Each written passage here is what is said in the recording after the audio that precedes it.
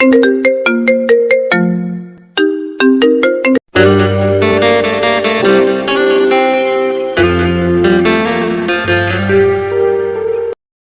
নতুন ভালোবাসার গল্প পেতে আমাদের চ্যানেলটি সাবস্ক্রাইব করে পাশে থাকা বেল আইকনে ক্লিক করুন। ধন্যবাদ। আমি তোমার বয়সে বড় জেনেও বিয়ে করলে কেন? বয়সে বড় হয়েছে তো কি হয়েছে, ভালোবাসাটাই আসল।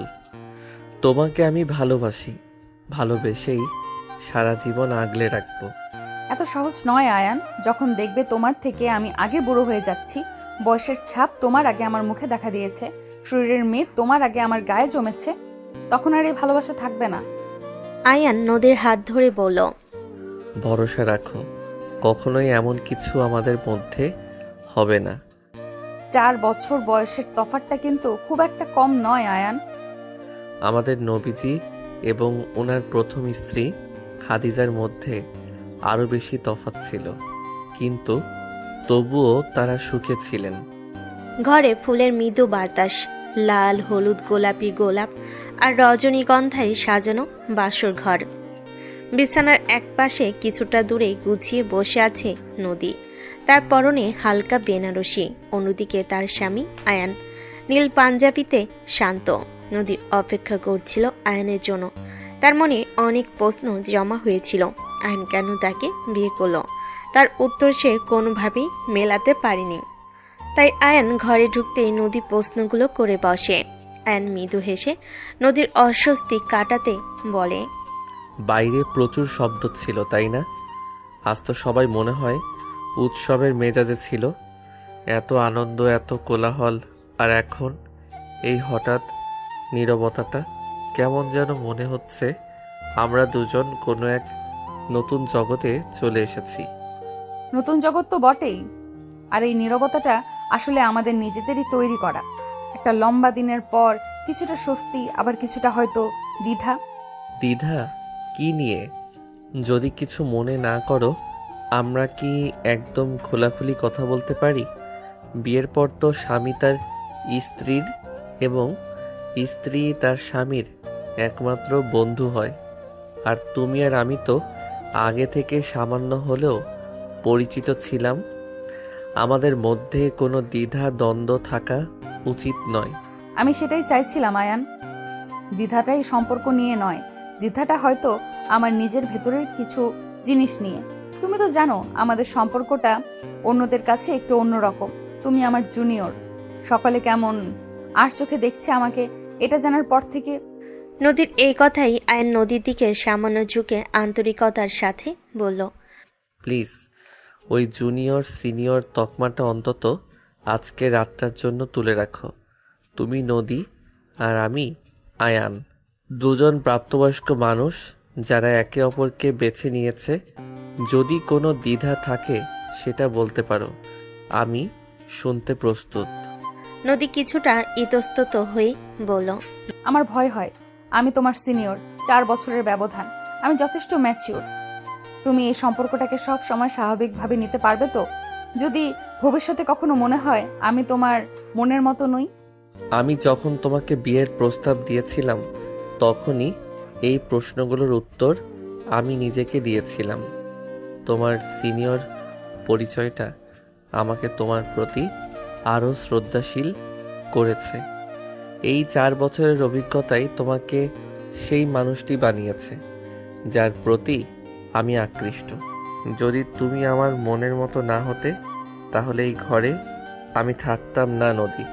তুমি শুধু আমার মনের মতো নও, বরং তুমি আমার মনের মতন সবটুকু নিয়েই আমার জীবন সঙ্গী। নদীর চোখে স্বস্তির রেখা ফুটে উঠল। নদী বলল, তোমার কথাগুলো শুনে আমি সাহস পাচ্ছি। ধন্যবাদ আয়ান। আমার আসলে মনে হচ্ছিল আমি যেন কোনো পরীক্ষায় বসেছি, আর তুমি সেই পরীক্ষার একমাত্র পরীক্ষক। যদি পরীক্ষা হয়ও, তবে আমরা দুজনই পরীক্ষার্থী। আর ফল প্রকাশের আগে চলো একে অপরের সাথে একটু বন্ধুত্ব করি। তুমি আমার সবচেয়ে ভালো বন্ধু হতে পারবে কি? আমি চেষ্টা করব আয়ান, খুব মন দিয়ে চেষ্টা করব। আয়ন ও নদী এখন বিছানায় সামান্য কাছাকাছি বসে আছে। ঘরের আলো যেন তাদের মাঝে তৈরি হওয়া বন্ধুত্বপূর্ণ উষ্ণতায় আরও স্নিগ্ধ হয়ে উঠেছে। তাদের মধ্যে এখন আর সেই প্রথম মুহূর্তের শীতলতা নেই, বরং কৌতূহল আছে। এসির তীক্ষ্ণ বাতাসে আয়নের মনে হচ্ছে নদীর শরীর থেকে অদ্ভুত সুন্দর সুবাস ভেসে আসছে। ভীষণ আকর্ষণ করার মতো সুবাস, মাতাল করে দেওয়ার মতো সুবাস। কিন্তু আয়ান নিজেকে সামলানোর চেষ্টা করছে, কারণ সে চায় না এমন কিছু হোক যা নদীর কাছে তাকে প্রথম রাতের ব্যক্তিত্বহীন পুরুষ হিসাবে প্রমাণ করুক। নদীর স্পর্শ পেতে আয়ান শত শত বছর অপেক্ষা করতে পারবে। পরিস্থিতি স্বাভাবিক করতে আয়ান বলল, তো বন্ধু, যেহেতু বন্ধুত্ব শুরু হলো, আমার নতুন বন্ধুর কাছে প্রথম প্রশ্ন, তোমার জীবনের সবচেয়ে বড় স্বপ্ন কি? মানে এমন কোনো স্বপ্ন যেটা পূরণ না হলে আফসোস থেকে যাবে? কঠিন প্রশ্ন। আমার স্বপ্নটা খুব ব্যক্তিগত আয়ান। আমি আসলে জীবনটা সহজভাবে কাটাতে চাই। একটা স্থিতিশীল শান্ত জীবন, যেখানে আমার কাজের মূল্য থাকবে আর আমি আমার মতো করে বাঁচতে পারবো। বিশেষ করে যেহেতু আমি আমার অতীত জীবন থেকে অনেক কঠিন অভিজ্ঞতা নিয়ে এসেছি, তাই এখন আমি শুধু শান্তি খুঁজি। তোমার চোখে কি সেই শান্তি আছে? আমার চোখে তোমার জন্য শুধু প্রেম আছে নদী, আর আমি তোমাকে আমাদের ভবিষ্যতের চোখে সেই শান্তি এনে দেব। আমার স্বপ্নটা তোমার থেকে আলাদা হলেও এর মূল ভিত্তি একই। আমি একজন সফল স্থপতি হতে চাই। শুধু একটা ভালো চাকরি নয়, আমি মানুষের জন্য এমন কিছু তৈরি করতে চাই যা কেবল বাড়ি নয়, বাসস্থান হবে, যেখানে ভালোবাসা থাকবে। আর এই স্বপ্ন পূরণের পথে আমার পাশে একজন শক্তিশালী সঙ্গী দরকার, যে কঠিন পরিস্থিতিতে ভেঙে পড়বে না। আমি জানি তুমি সেই মেয়ে। তোমার আত্মবিশ্বাসটা দারুণ। এত কম বয়সে এত বড় স্বপ্ন দেখা এবং সেটা নিয়ে এত স্থির থাকা, এটা সত্যিই প্রশংসনীয়।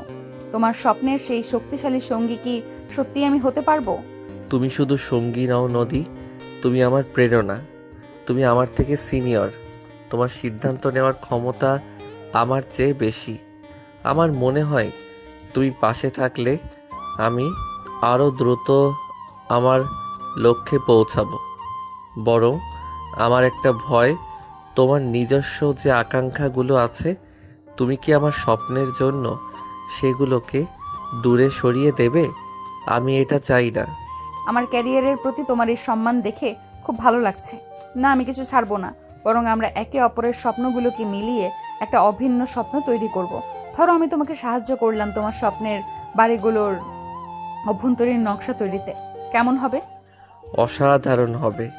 এটা কি শুধু আইডিয়া নাকি সত্যিকারের প্রস্তাব? সিনিয়র হিসেবে তুমি তো অফারগুলো বেশ আকর্ষণীয় করে দাও।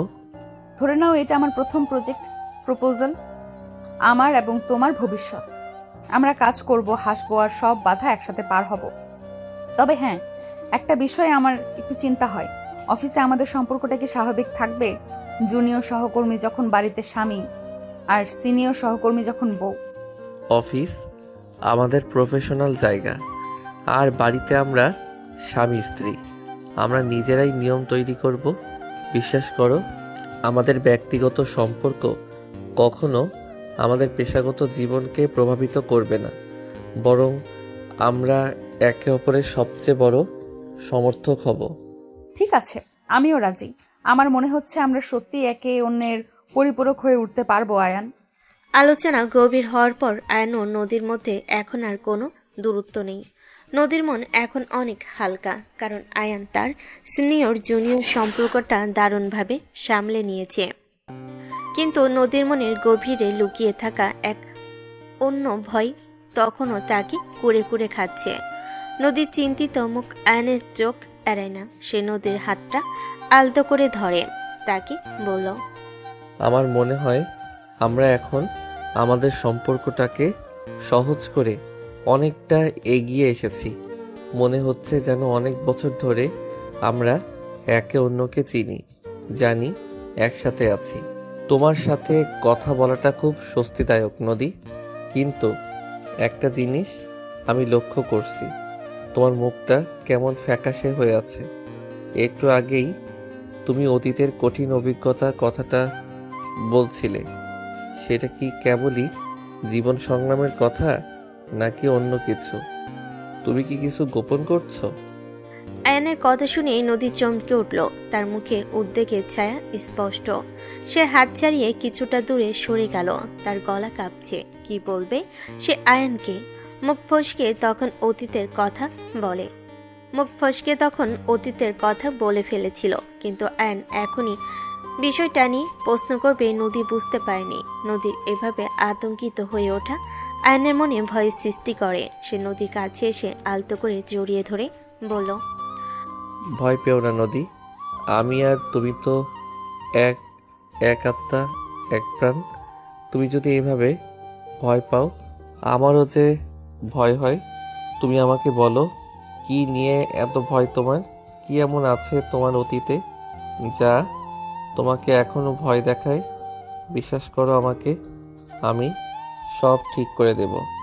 তুমি শুধু একবার আমাকে সব খুলে বলো। নদীর গাল বেয়ে চোখে জল গড়িয়ে পড়ছে। সে বুঝতে পারছে না আয়নকে সব বলা ঠিক হবে কিনা। তার নীরবতায় আয়ন আবার বলল, প্লিজ নদী, চুপ করে থেকো না। আমি সব সময় তোমার ছায়া হয়ে তোমার পাশে পাশে থাকবো। কোনো অশুভ কিছুকে তোমার ছায়াতেও ঘেঁষতে দেব না। তুমি শুধু আমাকে একবার সব খুলে বলো, ভয় পেও না। আমি জানি আমার বলা উচিত, কিন্তু ভয় হচ্ছে আয়ান, খুব ভয় হচ্ছে। আমি ভেবেছিলাম সব ভুলে নতুন করে শুরু করতে পারবো, কিন্তু নদী, তুমি আমার জীবন সঙ্গী। আমাদের জীবন এখন একটাই, ভয় পাওয়ার কিছু নেই। তুমি আমাকে বিশ্বাস করেছো বলেই তো এই ঘরে এসেছো। তুমি যদি না চাও তো আমাকে কিছু বলতে হবে না, কিন্তু যদি এই ভয়টা আমাদের ভবিষ্যৎকে প্রভাবিত করে, তখন হয়তো আমি তোমার পাশে থাকতে পারবো না। তবে যদি তুমি বলো, তবে আমি সব মেনে নিতে প্রস্তুত। ঠিক আছে আমি বলবো, কিন্তু তুমি রেগে যেও না প্লিজ। তুমি রেগে গেলে আমি হয়তো মরেই যাব। আমি আর নিজেকে সামলাতে পারবো না। আমার মনে হয় না কোনো স্বামী এমন গল্প শুনে শান্ত থাকতে পারবে। আমি তোমার স্বামী হিসেবে শুনছি না, শুনছি তোমার বন্ধু হিসেবে। নিঃসংকোচে বলো। আমার জীবনে এক সময় একজন মানুষ এসেছিল, নাম ছিল অর্ণব। সে আমার সহপাঠী ছিল, পরে এক কোম্পানিতে কাজও করত। আমি তাকে খুব বিশ্বাস করেছিলাম, অন্ধের মতো বিশ্বাস। সে নিজেকে খুব ভালো মানুষ হিসেবে দেখাতো। আমাদের সম্পর্কটা খুব গভীর ছিল। স্বাভাবিক, একটা সম্পর্ক তো হতেই পারে, এতে তো গোপন করার কিছু নেই। আছে, কারণ আমি তাকে এতটাই বিশ্বাস করেছিলাম যে আমার ব্যক্তিগত কিছু ছবি এবং তথ্য আমি তার কাছে দিয়েছিলাম। এটা ছিল ভুল, মারাত্মক ভুল। আমি তখন বুঝতে পারিনি যে সম্পর্কটা ভাঙলে মানুষ এতটা নিচে নামতে পারে। কথাগুলো বলতে বলতে নদী কান্নায় ভেঙে পড়ল। আয়ন নিঃশব্দে অপেক্ষা করলো, কোনো মন্তব্য করলো না। কারণ নদীর কথা এখনো শেষ হয়নি। নদীর কথা শেষ হলেই কেবল বোঝা যাবে কি ঘটেছে। আয়ন অপেক্ষা করতে থাকলো বাকি কথাগুলো শোনার জন্য। 1 বছর আগে যখন আমাদের সম্পর্কটা ভেঙে যায়, তখন সে খুবই গোলমেলে জড়ানো একটা ছেলে ছিল। প্রচুর মিথ্যে বলতো। আমি ছাড়াও তার আরো অনেক মেয়ের সাথে সম্পর্ক ছিল, যা আমি জানতাম না। তখন আমি তার সাথে সব সম্পর্ক শেষ করে দেই, কারণ এমন বিকৃত মস্তিষ্কের মানুষের সাথে আর যাই হোক সারা জীবন থাকা যায় না। আর তখনই সে তার আসল রূপ দেখালো। সে তখন থেকে আমাকে ব্ল্যাকমেল করতে শুরু করে। আয়ন এবার সোজা হয়ে বসলো। তার মুখে এবার চিন্তার ছাপ স্পষ্ট। ব্ল্যাকমেইল? কি চাইতো সে? প্রথমে টাকা, প্রচুর টাকা। তার কিছু দেনা হয়েছিল, সেগুলো শোধ করতে চাইতো। আমি কিছু দিয়েছিলামও, কিন্তু এরপর তার লোভ বেড়ে যায়। সে আমাকে হুমকি দিতে শুরু করে। যদি আমি তার কথা মতো না চলি, তাহলে সে সেই ছবিগুলো আর ব্যক্তিগত মেসেজগুলো সোশ্যাল মিডিয়ায় ছড়িয়ে দিবে। কথাগুলো শুনে আয়নের মাথায় রক্ত উঠে গেল। রাগে লাল হয়ে যেতে শুরু করলো তার চোখ। তবু সে শান্ত স্বরে নদীকে বলল, আর তুমি এত বড় একটা বিষয় এতদিন একা সামলেছ, পুলিশকে কেন জানাওনি? বিয়ের আগেও কি সে তোমাকে কোনোভাবে বিরক্ত করেছিল? হ্যাঁ, আজও সকালবেলায় এই অনুষ্ঠানের মাঝেও একটা টেক্সট এসেছিল। সেখানে সে লিখেছে, বিয়ে করেছিস ভালো, এবার তোর স্বামীর কাছেও সব পৌঁছে দিব, যদি না কাল সকালের মধ্যে আরো বেশি টাকা দিস। এই কারণেই আমার মনে এত ভয় আয়ান। এই কারণেই আমি তোমার দিকে তাকিয়ে দ্বিধা অনুভব করছিলাম। আমি তোমার জীবনকে অন্ধকারে ঠেলে দিচ্ছি না তো? নদী কান্না থামাতে পারল না। আয়ন স্থির রইল, কিন্তু তার চোখের ভাষা মুহূর্তেই পাল্টে গেল।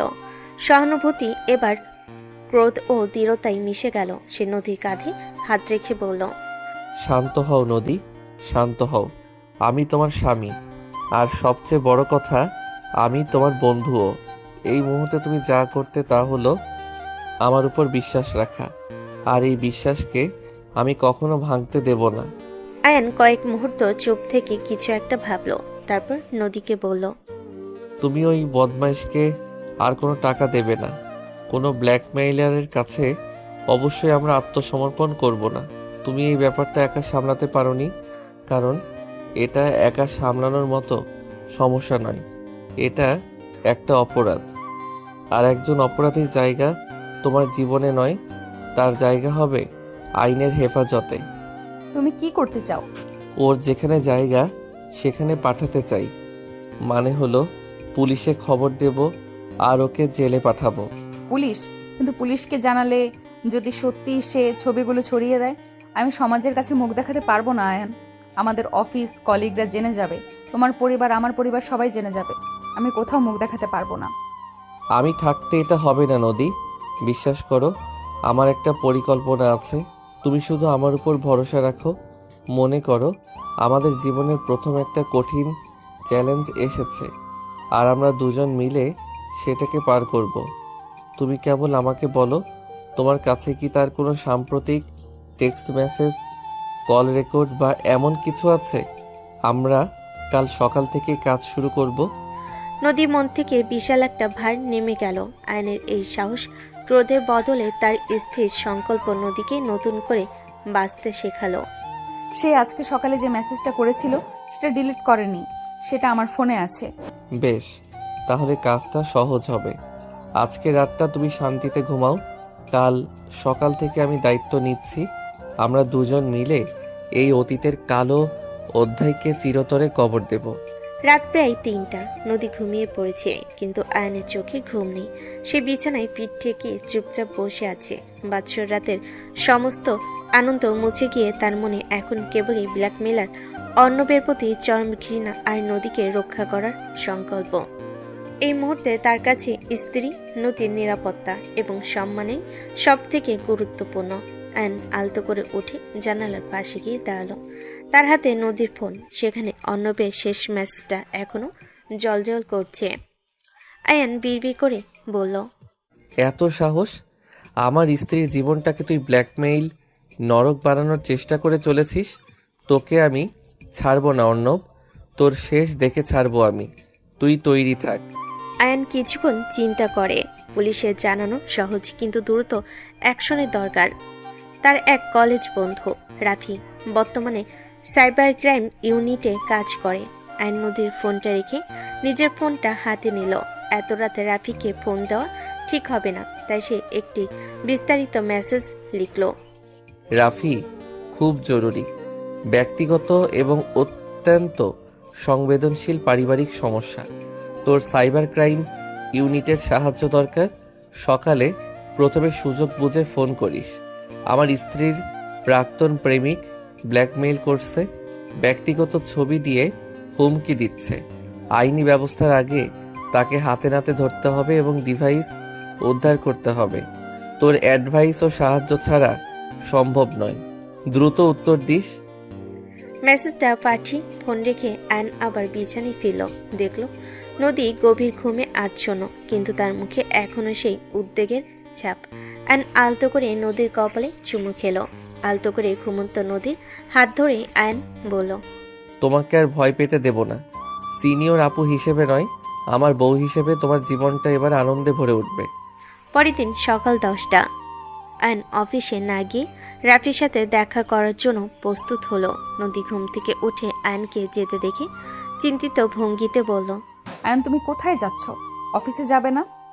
আর এই ব্যাপারটা নিয়ে তুমি কি ভাবো? শান্ত হও। আমি আমার বন্ধু রাফির সাথে দেখা করতে যাচ্ছি। সে সাইবার ক্রাইমে আছে। আমি ওর সাথে আলোচনা করে একটা সমাধান বের করব। আমরা কোনো ভুল পদক্ষেপ নেব না। তুমি শুধু একটা কাজ করো, তুমি অর্ণবকে ফোন বা টেক্সটে কোনো উত্তর দেবে না যতক্ষণ না আমি নির্দেশ দেই। সব দায়িত্ব এখন আমার। তুমি শুধু বাড়িতে শান্ত থাকো। আর এই ব্যাপারটা নিয়ে কি তুমি সাবধানে থেকো। আমার কেন যেন মনে হচ্ছে তুমি এই ব্যাপারে জড়িয়ে গেলে ওর মতো শয়তান ছেলে তোমাকে বিপদে ফেলবে। তোমার জুনিয়র অফিসারকে বিপদে ফেলা এত সহজ নয় সিনিয়র। আমি সব দিক গুছিয়ে তবেই যাব। তুমি শুধু আমাকে বিশ্বাস করো। নদীর থেকে বিদায় নিয়ে আয়ন রাফির সাথে দেখা করতে গেল। রাফি সব শুনে একটি কার্যকর ফাঁদ পাতার পরিকল্পনা করলো। সে বলল, অর্ণবের মতো বদ লোকদের কাজই হলো মেয়েদেরকে ট্রামে ফেলা। নদীর সাথে সে একই কাজ করেছে। ওকে এখনই দমাতেই হবে, কারণ এটাকে হয়তো সে নিজের পেশা হিসাবে নিয়ে বসেছে। এখন তাহলে কি করতে হবে? তোকে টাকার পরিমাণটা আরও বাড়াতে হবে। তাকে বোঝাতে হবে তুই তার দাবি মেনে নিয়েছিস। তোকে এমন একটা জায়গা বেছে নিতে হবে যেখানে সিসিটিভি ক্যামেরা নেই, কিন্তু আমাদের লোক পৌঁছানো সহজ। তাকে শুধু ডিভাইসটি হাতে নিতে দেখলেই আমরা অ্যাকশন নেব। আমি নিজে গিয়ে টাকা দেব? এটা কি বেশি ঝুঁকিপূর্ণ হয়ে যাবে না?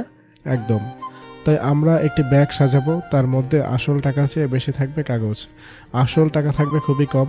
আর আমরা তোর শরীরে একটি ছোট recording plus location detect device set করে দিব। এতে সহজেই তোর লোকেশনও জানতে পারবো আর কথাও শুনতে পারবো। বিকাল 5টা। রাফির নির্দেশনা মতো আয়ন একটি জনমানবহীন কিন্তু সহজে প্রবেশযোগ্য পার্কে অর্ণবের জন্য অপেক্ষা করছে। নদী দূরে একটি গাড়িতে রাফির লোকজনের সাথে অপেক্ষা করছে। নদী ক্রমাগত কাঁপছে। কিছুক্ষণ পর অর্ণব পার্কে এসে উপস্থিত হয়। সে ঠাট্টার স্বরে বলল, বাহ, নতুন জামাই স্বয়ং টাকা দিতে এসেছে। ভাবিনি তুই এত বোকা। তোর বউ তোকে সব বলেছে? আমার স্ত্রীকে বিরক্ত করছিস আর আমি চুপ করে থাকবো? কত টাকা চাস বল? দ্রুত ব্যাপারটা শেষ কর। আমার স্ত্রীর সম্মান আমার কাছে তোর চেয়ে অনেক বেশি দামি। বেশ, শেষবারে চেয়েছিলাম 15 লাখ। এখন যেহেতু বিয়ে করেছিস দাম বেড়েছে, 20 লাখ চাই। আর সব ছবি ভিডিও মেসেজ আমার এই ল্যাপটপে আছে। টাকা দিলেই পিনকোড দিয়ে দিব। ব্যাগটা দেখ, 20 লাখ আছে, কিন্তু আগে আমাকে নিশ্চিত করতে হবে যে তোর কাছে আর কোনো কপি নেই। এই ল্যাপটপটা আমার হাতে দিবি, আমি চেক করব। ব্যান্ডে, তুই কি সাইবার এক্সপার্ট হয়ে গেলি? তোকে টাকা দে। টাকা তুই পাবি, কিন্তু আগে ল্যাপটপটা দে। এটা আমার স্ত্রীর জীবন মরণ প্রশ্ন। আমি কোনো ঝুঁকি নেব না। এই নে তোর টাকা। কথাটা বলেই আয়ন টাকার ব্যাগটা অর্ণবের দিকে দিয়ে দিল। অর্ণব লোভী কুকুরের মতো ব্যাগটা টেনে নেয়, কিন্তু তার নজর ল্যাপটপের দিকে। সে ভাবল, টাকা যখন হাতে এসে গেছে, ল্যাপটপ দিলে ক্ষতি কি? সে সামান্য ঝুঁকে নিয়ে ল্যাপটপটি আয়নের হাতে দিয়ে বলল, কোড হলো 45 45। টাকাটা আমি গুনে নিচ্ছি।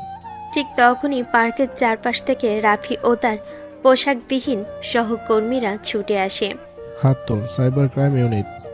অর্ণব হতভম্ব হয়ে গেল। সে টাকার ব্যাগ ফেলে পালাতে চেষ্টা করলো, কিন্তু রাফির লোকেরা তাকে ধরে ফেলে। অর্ণব চিৎকার করতে শুরু করলো, এটা কি হচ্ছে? আমি আমি কিচ্ছু করিনি। আমার স্ত্রীকে ব্ল্যাকমেইল করার ফল এটা।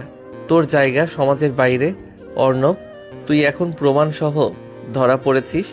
অ্যান্ড ল্যাপটপটি শক্ত করে ধরলো। তার চোখ এখন কেবল নদী খোঁজে। নদী দূরে গাড়িতে বসে পুরো ঘটনা দেখলো। আয়ন যখন অর্ণবের হাত থেকে ল্যাপটপটি কেড়ে নিল, তখন নদী কেঁদে ফেল। এটা তার মুক্তির কান্না। আয়ন দ্রুত গাড়ির কাছে এলো, ল্যাপটপটি নদীর হাতে দিল। সব শেষ নদী। তোমার ভয় আর অতীত দুটোই এখন আমার হাতে। এই ল্যাপটপের সমস্ত ডেটা এখন ফরেনসিক পরীক্ষা হবে এবং তারপর চিরতরে মুছে ফেলা হবে। অর্ণব পুলিশের হেফাজতে গেছে। নদী আয়নের হাত শক্ত করে ধরে বলল, তুমি শুধু আমার জুনিয়র ছিলে না আয়ান, তুমি আমার রক্ষাকর্তা। আমি বিশ্বাস করতে পারিনি যে তুমি এত অল্প সময়ে এটা করতে পারবে। সিনিয়র আপুকে রক্ষা করা তো জুনিয়র অফিসারের প্রথম ডিউটি নয় কি? চলো বাড়ি চলো। আজ থেকে তোমার জীবনে আর কোনো ভয় নেই। আয়ন যখন নদীকে নিয়ে পার্ক থেকে বাড়ি পথে ফিরছে, নদীর মুখে স্বস্তির ছায়া। নদীর মুখে এখন আর ভয় নয়, মুক্তি এবং কৃতজ্ঞতার ছাপ। আয়ন ড্রাইভ করতে করতে আনমনে হাসে। এই হাসি তার পুরনো স্মৃতি মনে করিয়ে দেয়, যেদিন প্রথম সে নদীকে দেখেছিল। সেই শুরুর দিনে, যেখানে নদী ছিল শুধু তার সিনিয়র কলিগ। আয়ন তখন একটি মাল্টিন্যাশনাল কোম্পানিতে যোগ দিয়েছে।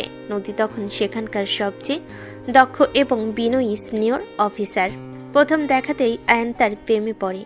নদীর প্রতিটি মুভমেন্ট আয়ন নজর রাখত।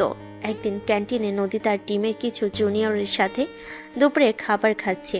আয়ন দূর থেকে দেখে মুগ্ধ হয়ে তাকে দেখছে। আয়নের পাশে বসেছিল আরেক কলিগ রিয়াদ।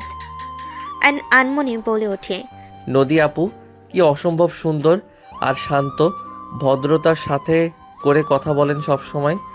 অফিসের এত চাপের মধ্যেও উনি কখনো মেজাজ হারান না, সব জুনিয়রকে এমন আপন করে নেন। হ্যাঁ নদী আপু তো এমনই, তাকে সবাই শ্রদ্ধা করে। তবে প্রেমে পড়ার চিন্তা করিস না, তিনি আমাদের চেয়েও 4 বছরের সিনিয়র। শুধু আপু বললেই ডাকবি।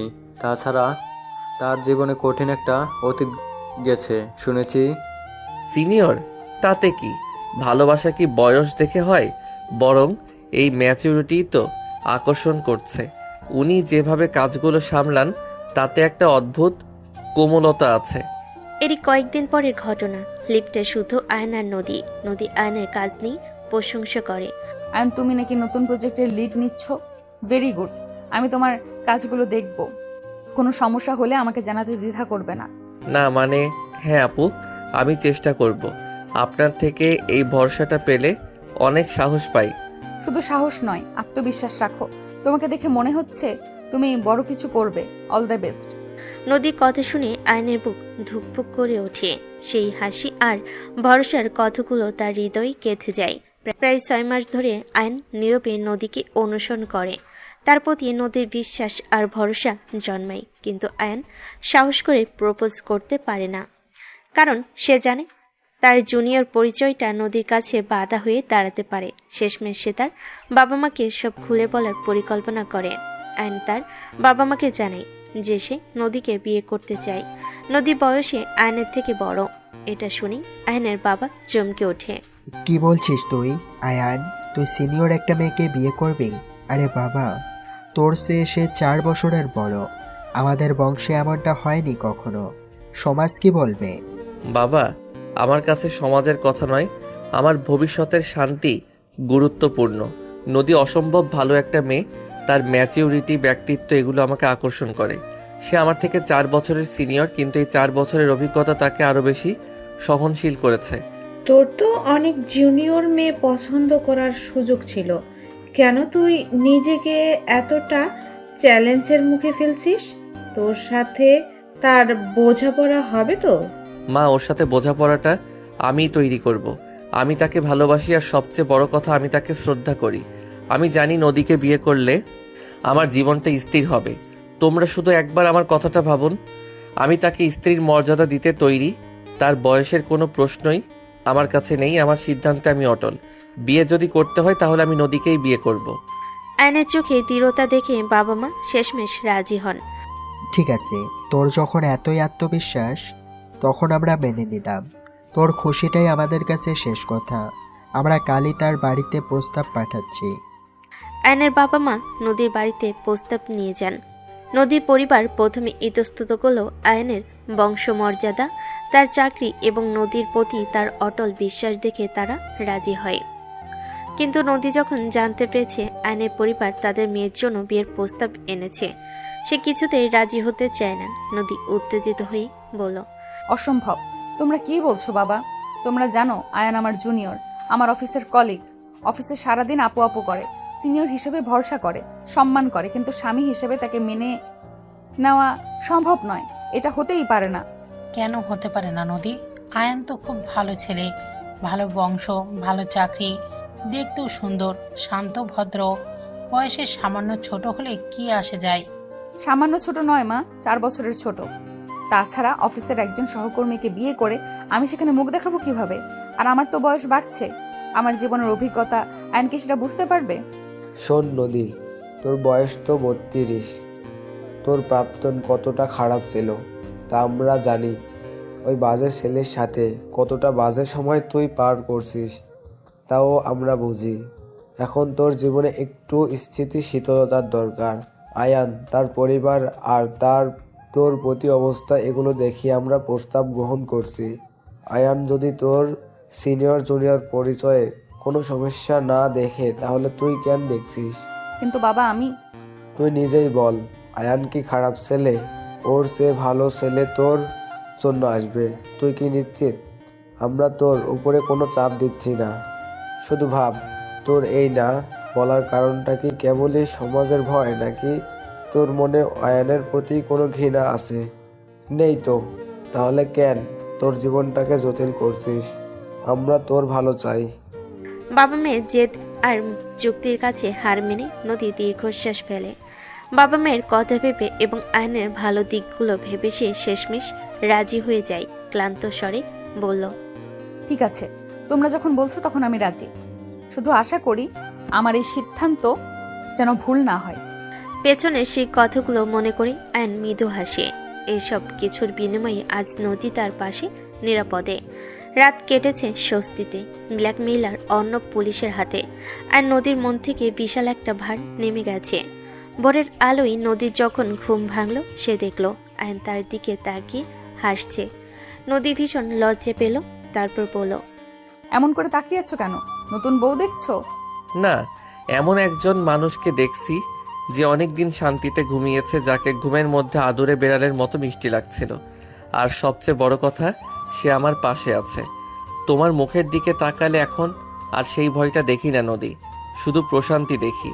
তুমি না থাকলে হয়তো সেই শান্তিটা কখনোই আসতো না আয়ান। তুমি সত্যিই প্রমাণ করে দিলে যে তুমি আমার চেয়ে কম বয়সের হলেও আমার চেয়ে অনেক বেশি পরিণত। চলো এবার জুনিয়র অফিসারকে তার সিনিয়র আপুর জন্য একটা চা বানিয়ে আনতে দাও, তারপর আমরা নিচে যাব। আজ থেকে নতুন একটা অধ্যায় শুরু। নদী ও আয়ান নিচে নামলো। নতুন বউ হিসেবে নদীকে আজ শ্বশুরবাড়ির সবার সামনে যেতে হবে। পরিবেশটা স্বাভাবিক, কিন্তু কিছু প্রথাগত চাপ সেখানে বিদ্যমান। আয়নের মা রেহেনা বেগম এবং তার দুই ফুপু উপস্থিত। নদী নত হয়ে শ্বশুর শাশুড়িকে প্রণাম করল, সবে আশীর্বাদ করল। তবে পরিবেশটা একটু দ্রুতই প্রথাগত আলোচনার দিকে মন নিল। আয়নের ফুপু নদীকে উদ্দেশ্য করে গম্ভীর স্বরে বলল, শোনো নদী, তুমি তো খুব নামি অফিসে কাজ করো, খুব ভালো কথা, কিন্তু এখন তো বিয়ে হয়ে গেল, এখন তো সাংসারিক দিকটাও দেখতে হবে।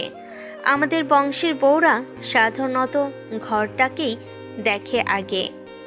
নদী কিছুটা অপ্রস্তুত হয়ে গেল। আইন দ্রুত পরিস্থিতি সামাল দিতে চাইল।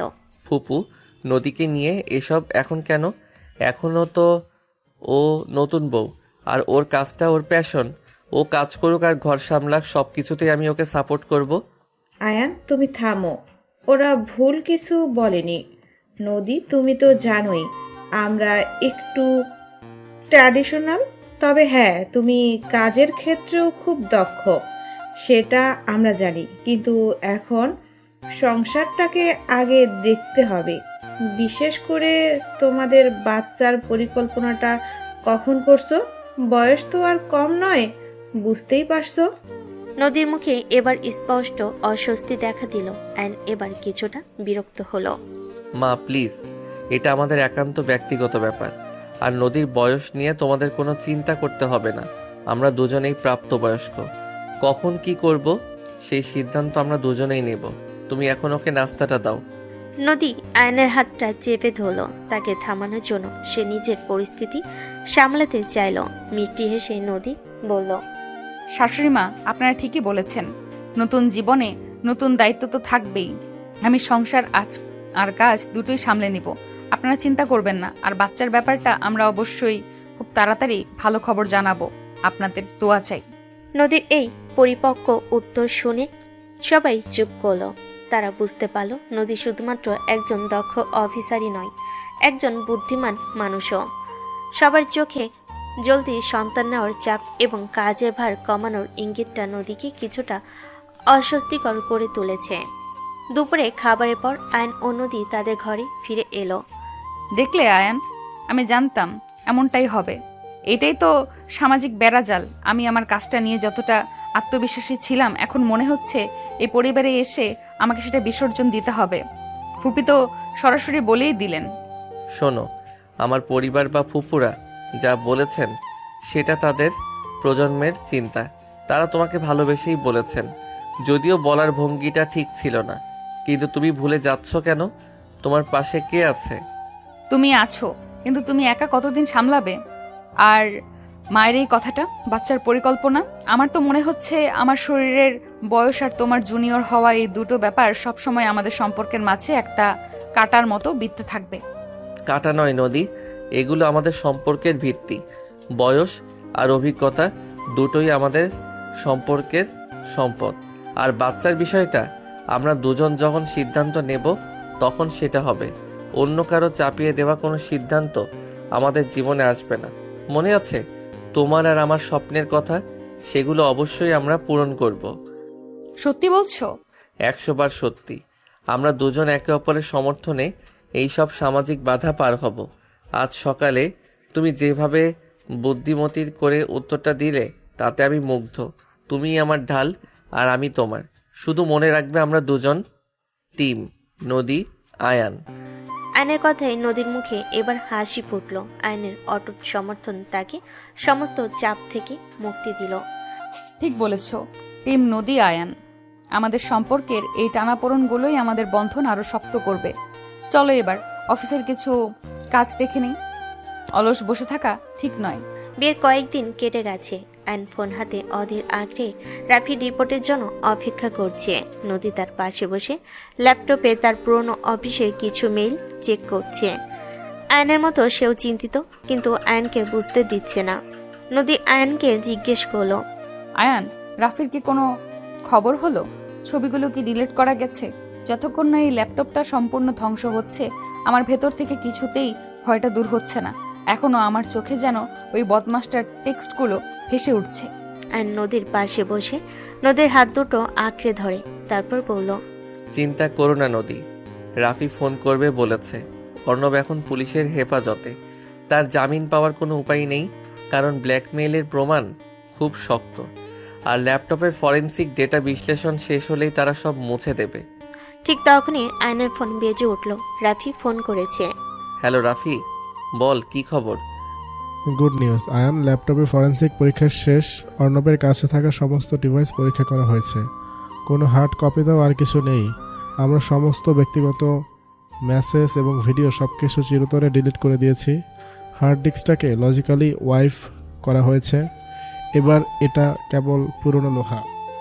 রাফির কথায় আয়নের মুখে স্বস্তির হাসি। সে ফোনটা স্পিকারে দিল যাতে নদীও শুনতে পায়। রাফির কথা শুনে নদী আনন্দে উত্তেজিত হয়ে ওঠে।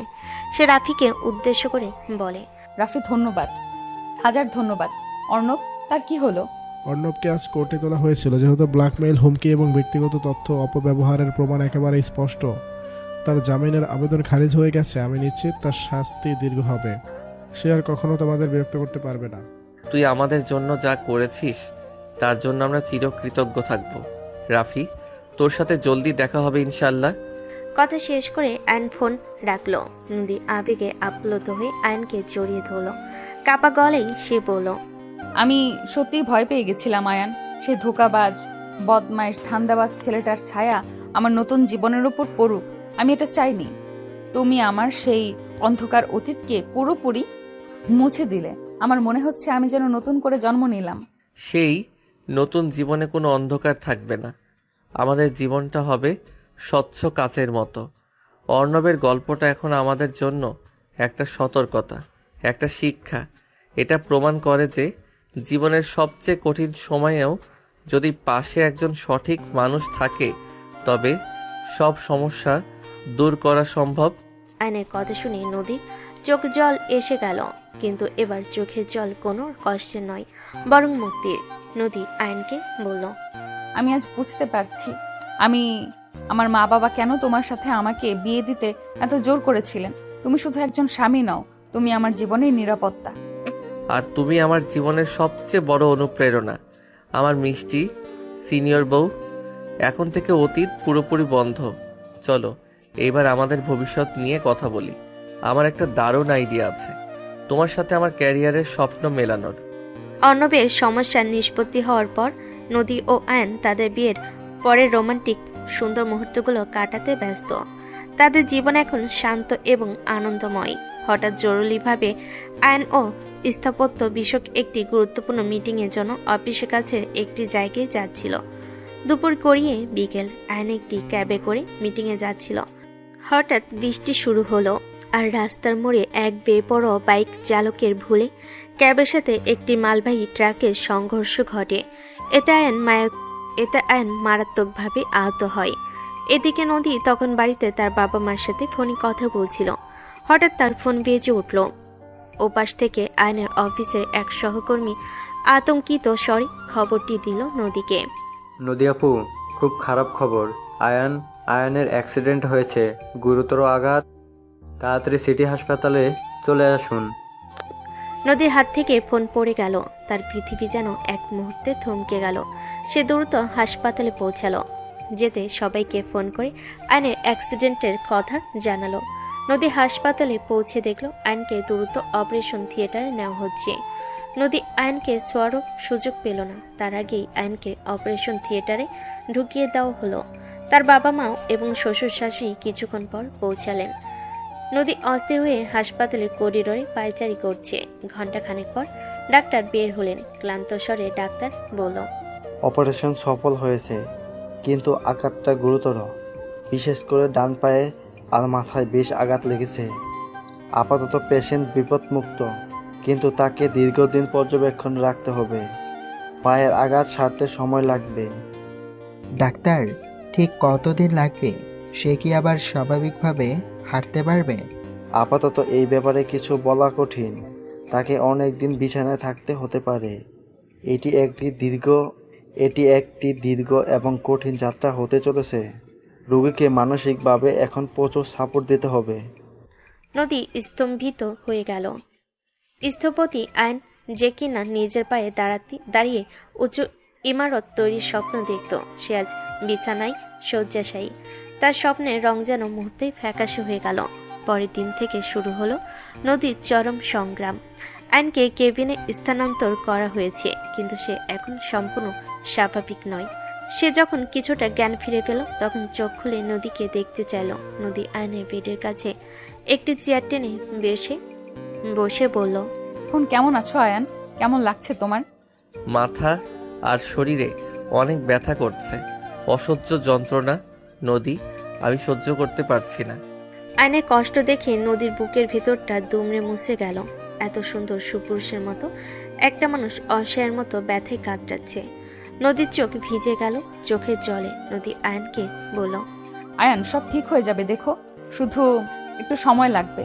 কিন্তু আমার বিশ্বাস তুমি একদম আগের মতো সুস্থ, স্বাভাবিক জীবন ফিরে পাবে। তাই যেন হয়। আয়নের কিছু বলতে পারল না।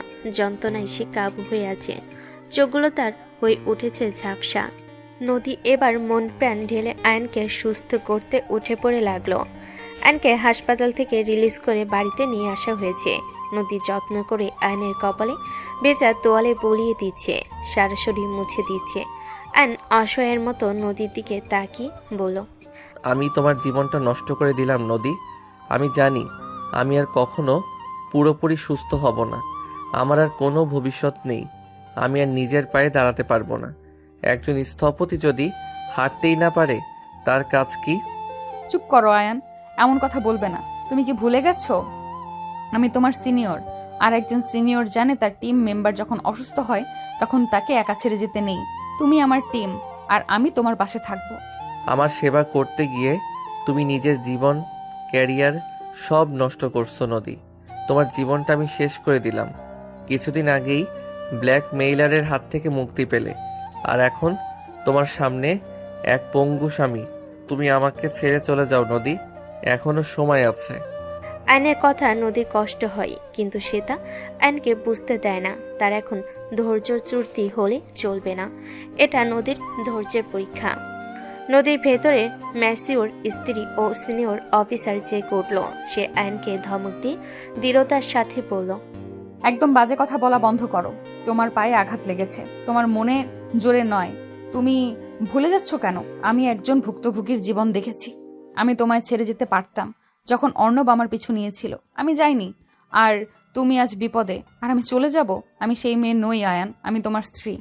স্ত্রী হয়েছ বলে কি দয়া করছো আমাকে? স্বামী স্ত্রীর সম্পর্ক কোনো দয়ার সম্পর্ক নয় আয়ান, এই সম্পর্ক বোঝাপড়ার সম্পর্ক। আর একটা কথা কান খুলে শোনো, তোমার স্থপতি হওয়ার স্বপ্ন আর আমার শান্ত জীবনের স্বপ্ন সবই আমরা একসাথেই দেখব। তোমার পা নয়, তোমার মাথা আর হাত দুটো এখনো ঠিক আছে। তুমি বিছানায় শুয়ে কাজ করবে, তুমি শুধু সুস্থ হও। তোমার সেবা করার দায়িত্ব এখন আমার।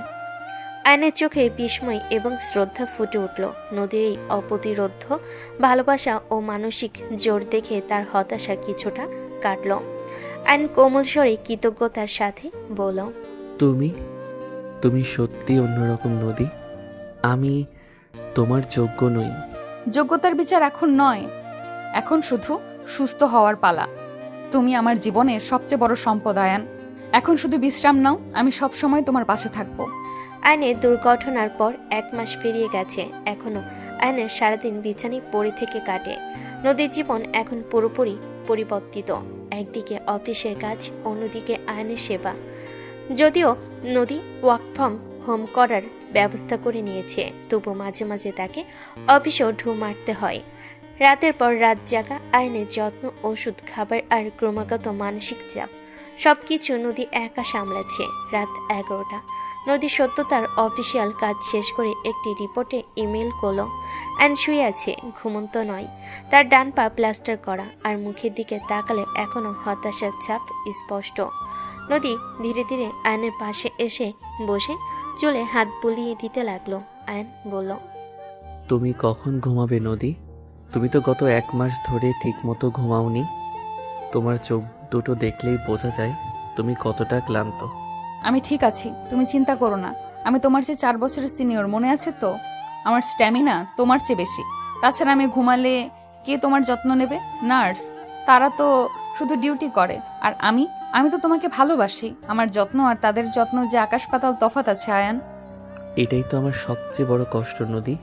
তোমার এই ভালোবাসা যত্ন দেখে আমার নিজেকে অপরাধী মনে হচ্ছে। তোমার অফিস কাজ, তারপর আমার সেবা করা, সব কিছু, তোমার জীবন সব নষ্ট হয়ে যাচ্ছে। তোমার এই কষ্টটা আমার প্রাপ্য নয়। তুমি এসেছো আমার পাশে থাকার জন্য, আর আমি কিনা তোমাকে এভাবে কষ্ট দিচ্ছি।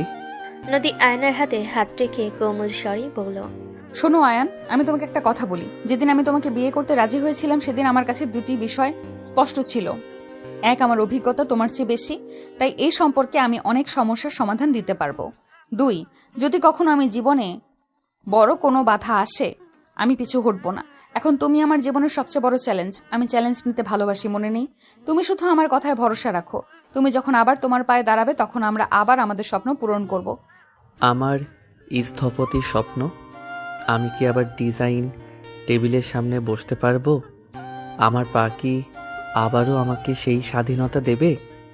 আমি দেখতে পাচ্ছি আমার সমস্ত স্বপ্ন ধোয়া হয়ে যাচ্ছে। তুমি কেন আমার উপর এত ভরসা রাখছো? কারণ আমি তোমার স্বপ্নগুলো আমার স্বপ্নের চেয়েও বেশি যত্ন করে দেখেছি আয়ান। আমি জানি তুমি কত বড় স্থপতি হতে চাও।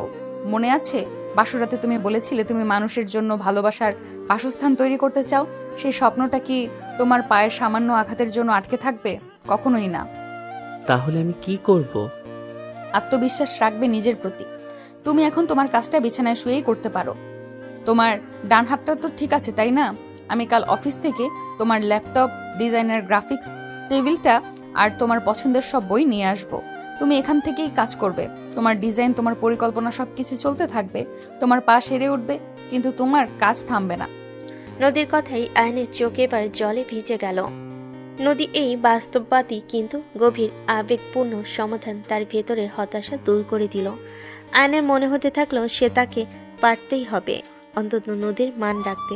নিজের স্বপ্ন পূরণের জন্য হলেও তাকে লড়তে হবে। আয়ন ভেজা গলায় বলল, তুমি আমার জন্য এত কিছু করছো। তোমার অফিস, তোমার নিজের চিন্তা, সব কিছু ভুলে তুমি শুধু আমার কথা ভাবছো। আমার মনে হচ্ছে আমি তোমায় যতটা ভালোবাসি, তুমি তার চেয়েও 1000 গুণ বেশি আমায় ভালোবাসো। ভালোবাসার তুলনা হয় না আয়ান। আমি শুধু তোমার পাশে আছি, যেমন তুমি আমার ব্ল্যাকমেইলের দুঃস্বপ্ন শেষ করে আমার পাশে দাঁড়িয়েছিলে। এটা কোনো দেনা পাওনা নয়, এটা জীবন। আমাদের জীবনের এই কঠিন সময়ে আমাদের সম্পর্কটা আরো গভীর হচ্ছে। সিনিয়র হিসেবে আমি তোমাকে শুধু একটা কথাই বলতে পারি, এই সময়টা ধৈর্যের, আর আমি তোমার পাশে ধৈর্য নিয়ে অপেক্ষা করব।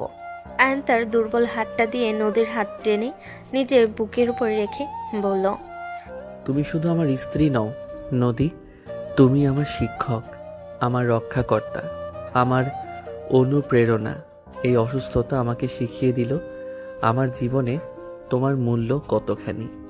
আমাদের বয়সের পার্থক্য নিয়ে যে দ্বিধা ছিল তা আজ ভেঙে চুরমার হয়ে গেল। আয়ন। নদী আয়নের কপালে আলতো করে চুমু খেয়ে বলল, ভালো লাগছে আয়ান, তুমি আবার সেই স্বপ্ন দেখতে শুরু করেছো, আর এটাই তো আমি চাই। এখন তুমি শুধু চোখ বন্ধ করো, তুমি ঘুমাও, আমিও তোমার পাশে একটু বিশ্রাম নেব। আমরা কাল সকালে আবার নতুন উদ্যমে কাজ শুরু করব। নদী আলতো করে আয়নের পাশে শুয়ে বালিশে মাথা রাখলো। সে চরম ক্লান্ত, পরিশ্রান্ত, কিন্তু তার মন শান্ত। সে জানে এই সংগ্রাম একদিন শেষ হবে আর তাদের সম্পর্ক আরও মজবুত হবে। এরই মাঝে 2 মাস কেটে গেছে। নদীর নিরলস সেবা, মানসিক সমর্থন এবং ডাক্তারের চিকিৎসার কারণে আয়ন এখন ধীরে ধীরে সুস্থতার পথে।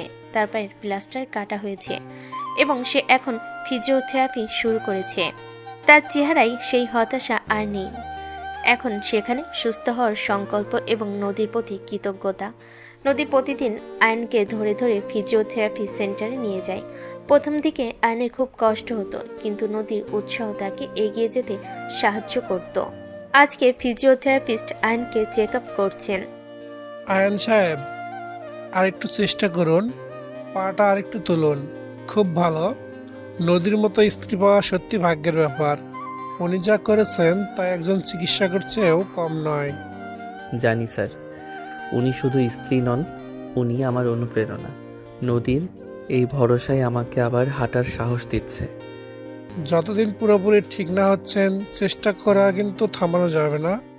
ক্লান্তি আসবে, অবসাদ লাগবে, তাও থেমে থাকা যাবে না। ফিজিওথেরাপিস্ট স্যার ঠিক বলেছেন আয়ান, তুমি হাল ছেড়ো না। তুমি একজন স্থপতি, তোমার কাজ হলো শক্ত ভিত্তি তৈরি করা। আজ তোমার নিজের পায়ের ভিত্তিটা মজবুত করার সময়।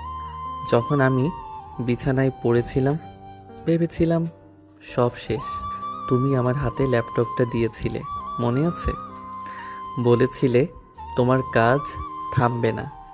তোমার সেই কথাগুলোই আমাকে বাঁচিয়ে রেখেছে। আমি বিছানায় শুয়ে শুয়ে অন্তত 3টা নতুন প্রজেক্টের স্কেচ করেছি। দেখো, আমি জানতাম তোমার সেই স্বপ্নগুলোই তোমাকে টেনে তুলবে। এখন চলো, আজ আর নয়, তোমার বিশ্রাম দরকার। বাড়ি, হাসপাতাল, ফিজিওথেরাপি সেন্টার আর কাজ, এরই মাঝে এখন আয়নের জীবন গেঁথে গেছে। আয়নের পুরোপুরি সুস্থ হতে আরও সময় লাগবে। সে ক্রাস নিয়ে হাঁটে। একদিন সন্ধ্যায় আয়ন আর নদী দুজনেই তাদের রুমের বারান্দায় বসে ভবিষ্যৎ পরিকল্পনা করছে। নদী বলল, ডাক্তার বলেছে আর মাস 3 নিয়মিত ফিজিওথেরাপি চললে তুমি আবার পুরোপুরি নিজের পায়ে দাঁড়াতে পারবে। আমি নিশ্চিত তুমি পারবেই। আমি বিশ্বাস করি, তবে এই অসুস্থতা আমাকে জীবনের অনেক কিছু শিখিয়ে দিল। নদী, আমি এখন আর শুধু সফল স্থপতি হতে চাই না, আমি একজন ভালো স্বামীও হতে চাই, যে তার স্ত্রীকে প্রতিটি পদক্ষেপে সমর্থন দেবে। তুমি আমার জন্য এত কিছু করলে, আমি কিভাবে তোমার ঋণ শোধ করব? ঋণ শোধ করতে হবে না আয়ান, শুধু একটাই অনুরোধ, তুমি সবসময় এমন হাসি খুশি থেকো। আমার জীবনের সবচেয়ে বড় স্বপ্ন ছিল শান্তি। তুমি আমার জীবনের সেই শান্তি এনে দিয়েছো। আর আমার জীবনের সবচেয়ে বড় দুঃস্বপ্ন, তুমি প্রমাণ করেছো যে তুমি একজন খাঁটি মানুষ। তোমার জীবনে ভরসার জায়গা হতে পেরেছি, এটাই আমার কাছে অনেক। এখন চলো, আমাদের নতুন জীবন শুরু করি। তুমি বিছানায় শুয়ে যে 3টা প্রজেক্ট ডিজাইন করেছো, তার মধ্যে একটি প্রজেক্টের কাজ তুমি এবার নিজের নামেই শুরু করো। আমি তোমার মার্কেটিং এর ফাইন্যান্সের দিকটা সামলে নেব। জুনিয়র অফিসারের এবার একটা নিজস্ব ফার্ম হওয়া উচিত। আয়ন অবাক হয়ে নদীর দিকে তাকায়। সে বিশ্বাস করতে পারছে না যে নদী আয়নকে নিজস্ব একটি ফার্ম তৈরি করতে বলছে। সে আগ্রহের সাথে আবার নদীকে জিজ্ঞেস করলো, তুমি বলছো আমাদের নিজেদের ফার্ম? কিন্তু এত দ্রুত? আমার তো এখনো পুরোপুরি সুস্থ হতে সময় লাগবে। আমি আছি তো। তোমার আইডিয়া, তোমার মেধা আর আমার অভিজ্ঞতা, এই দুটো মিলে একটা দারুণ টিম হবে। তুমি শুধু ড্রয়িং করবে, আমি ক্লায়েন্ট হ্যান্ডেলিং, লোন অ্যাপ্লিকেশন আর অফিসের যাবতীয় সিনিয়র ডিসিশনগুলো নেব। তুমি শুধু আমার স্ত্রী নও নদী, তুমি আমার বিজনেস পার্টনারও। এটা একটা অসাধারণ আইডিয়া। আমি তোমার চেয়ে 4 বছরের ছোট, কিন্তু আমার জীবনটা তোমার বুদ্ধিমত্তার কাছে কৃতজ্ঞ। ধন্যবাদ নদী, তোমার এই বিশ্বাস আমাকে আরও দ্রুত সুস্থ করে তুলবে। নদী আয়নের কাঁধে মাথা রেখে বলল, বিশ্বাস তো করতেই হবে। তুমি এখন থেকেই ফার্মের জন্য একটা সুন্দর নাম ভাবো। আমাদের এই স্বপ্নের ফার্ম হবে ভালোবাসার স্থাপত্য। আর হ্যাঁ, আরেকটা জিনিস, আমার মনে হয় এবার আমাদের সত্যি সত্যিই বাচ্চার পরিকল্পনা করা উচিত। আমরা দুজনেই এখন কঠিন একটা পরীক্ষা পার করে এসেছি। আমাদের জীবনে এবার একটা নতুন আনন্দ আসা দরকার। তোমার কি মতামত এতে? আয়ন খুশি এবং আবেগে বিহ্বল হয়ে নদীর দিকে তাকায়। গভীর ভালোবাসা নিয়ে সে নদীর চোখের দিকে তাকিয়ে বলল, আমি সব কিছুর জন্য প্রস্তুত নদী। তোমার পাশে থাকতে পারলে আমি যে কোনো নতুন জীবনের জন্য তৈরি। চলো নতুন করে স্বপ্ন দেখা শুরু করি। আমাদের টিম নদী, আয়ান এবার আরও মজবুত, আরও বড় হবে।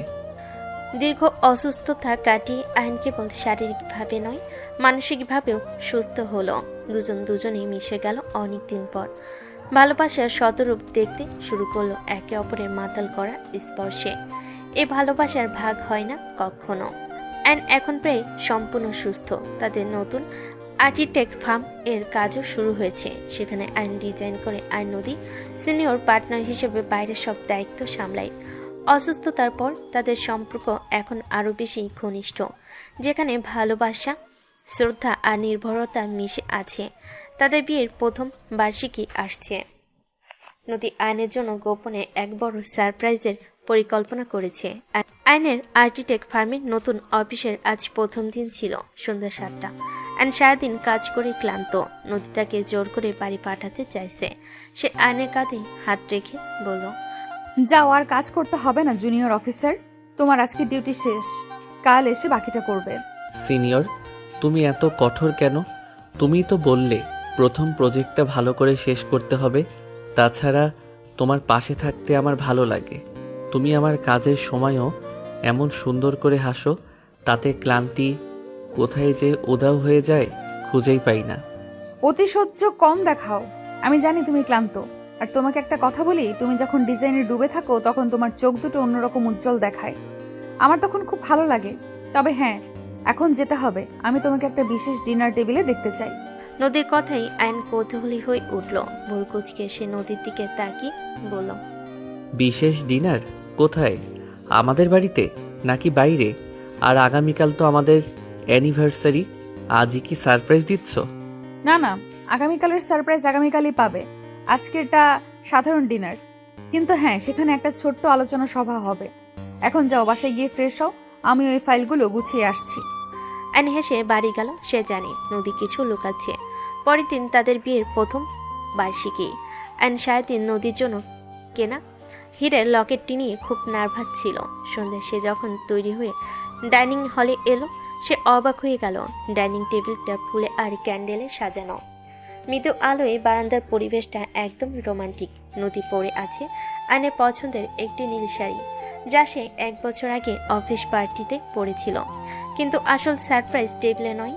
আইন মুগ্ধ চোখে চারপাশটা দেখে নদীকে বলল, নদী, তুমি অসাধারণ সাজিয়েছ, কিন্তু আমি কি শুধু তোমার সৌন্দর্য দেখব নাকি এই সব আয়োজনের প্রশংসা করব? এই নীল শাড়িতে তোমাকে দেখে আবার প্রেমে পড়ে যাচ্ছি। থ্যাংক ইউ আয়ান, কিন্তু সারপ্রাইজটা টেবিলে নয়। মনে আছে আমি তোমার একটা স্বপ্ন জিজ্ঞেস করেছিলাম? নদী তখন বারান্দার এক কোণে নিয়ে গেল। সেখানে একটি বড় ফ্রেমের ছবি রাখা। ছবিটি তাদের নয়, সেটি আয়নের সেই প্রথম ডিজাইন, যেটা সে অসুস্থতার সময় বিছানায় শুয়ে এঁকেছিল। আয়ন বিস্মিত হয়ে তাকিয়ে রইল ছবিটার দিকে। আসলে নিজেদের ফার্মের জন্য আয়ন রাখা প্রথম স্কেচটা নদী বড় করে ফ্রেমে বাঁধিয়ে এনেছে। আয়ন বিস্মিত কণ্ঠে বলল, এটা এটা আমার প্রথম স্কেচ। তুমি এটাকে ফ্রেম করেছো, কিন্তু এটা তো কেবল একটা ডিজাইন। না আয়ান, এটা শুধু ডিজাইন নয়, এটা আমার কাছে তোমার অদম্য মানসিকতার প্রতীক। যখন তুমি বিছানায় শুয়েছিলে তখন তোমার পা থেমেছিল, কিন্তু স্বপ্ন থামেনি। এই ফ্রেম তোমাকে মনে করাবে তুমি কতটা শক্তিশালী। তোমার প্রতি আমার ভালোবাসা এই ছবির মতোই চিরস্থায়ী। অ্যান আবেগে বাকরুদ্ধ হয়ে গেল। সে আলতো করে ফ্রেমটা ছুঁয়ে দেখল। অ্যান ভেজা কণ্ঠে বলল, তুমি সবসময় আমার মনের কথা কিভাবে বুঝতে পারো নদী? তুমি আমার থেকে সিনিয়র, অভিজ্ঞতা বেশি, কিন্তু এই ভালোবাসাটা তুমি এত নিখুঁতভাবে দিতে পারো। তুমি আমার সেরা সারপ্রাইজ। এই লকেট বা কোনো দামি উপহার তোমার ভালোবাসার সমকক্ষ হতে পারবে না। অ্যান পকেট থেকে লকেটটি বের করে নদীর গলায় পরিয়ে দেয়। তারপর বলল, এটা তোমার জন্য। তুমি আমার জীবনে যে আলো এনেছো, এই হীরা তার প্রতীক। আজ থেকে 1 বছর আগে এই রাতে আমি ছিলাম দ্বিধাগ্রস্ত। আজ আমি নিজেকে পৃথিবীর সবচেয়ে সুখী মানুষ মনে করি। ধন্যবাদ নদী, আমার স্ত্রী হওয়ার জন্য। তোমাকেও ধন্যবাদ আয়ান। তুমি প্রমাণ করেছো ভালোবাসার কাছে বয়স কেবল একটা সংখ্যা মাত্র। তোমার এই আবেগ, এই রোম্যান্স, তোমার ভালোবাসা, এগুলো আমার জীবনের সেরা পাওয়া। চলো এবার ডিনার করি। আর হ্যাঁ, আজ রাতে আর কোনো কাজ নেই। আজ শুধু আমরা দুজন আর আমাদের 1 বছরের প্রেম। নদী আর আয়ান দুজন একসাথে খেতে বসলো। একে অন্যকে নিজের প্লেট থেকে মুখে তুলে খাইয়ে দিল। নদী বলল, শোনো, আমি তোমাকে আরো একটা কথা বলতে চাই। আমার কাছে ভালোবাসা মানে কেবল রোমান্টিকতা নয়। ভালোবাসা মানে কঠিন সময় পাশে থাকা, বিশ্বাস, ধৈর্য আর আত্মবিশ্বাস। যেমন তুমি অর্ণবের বিরুদ্ধে দাঁড়িয়েছিলে আর আমি তোমার অসুস্থতার সময় ছিলাম।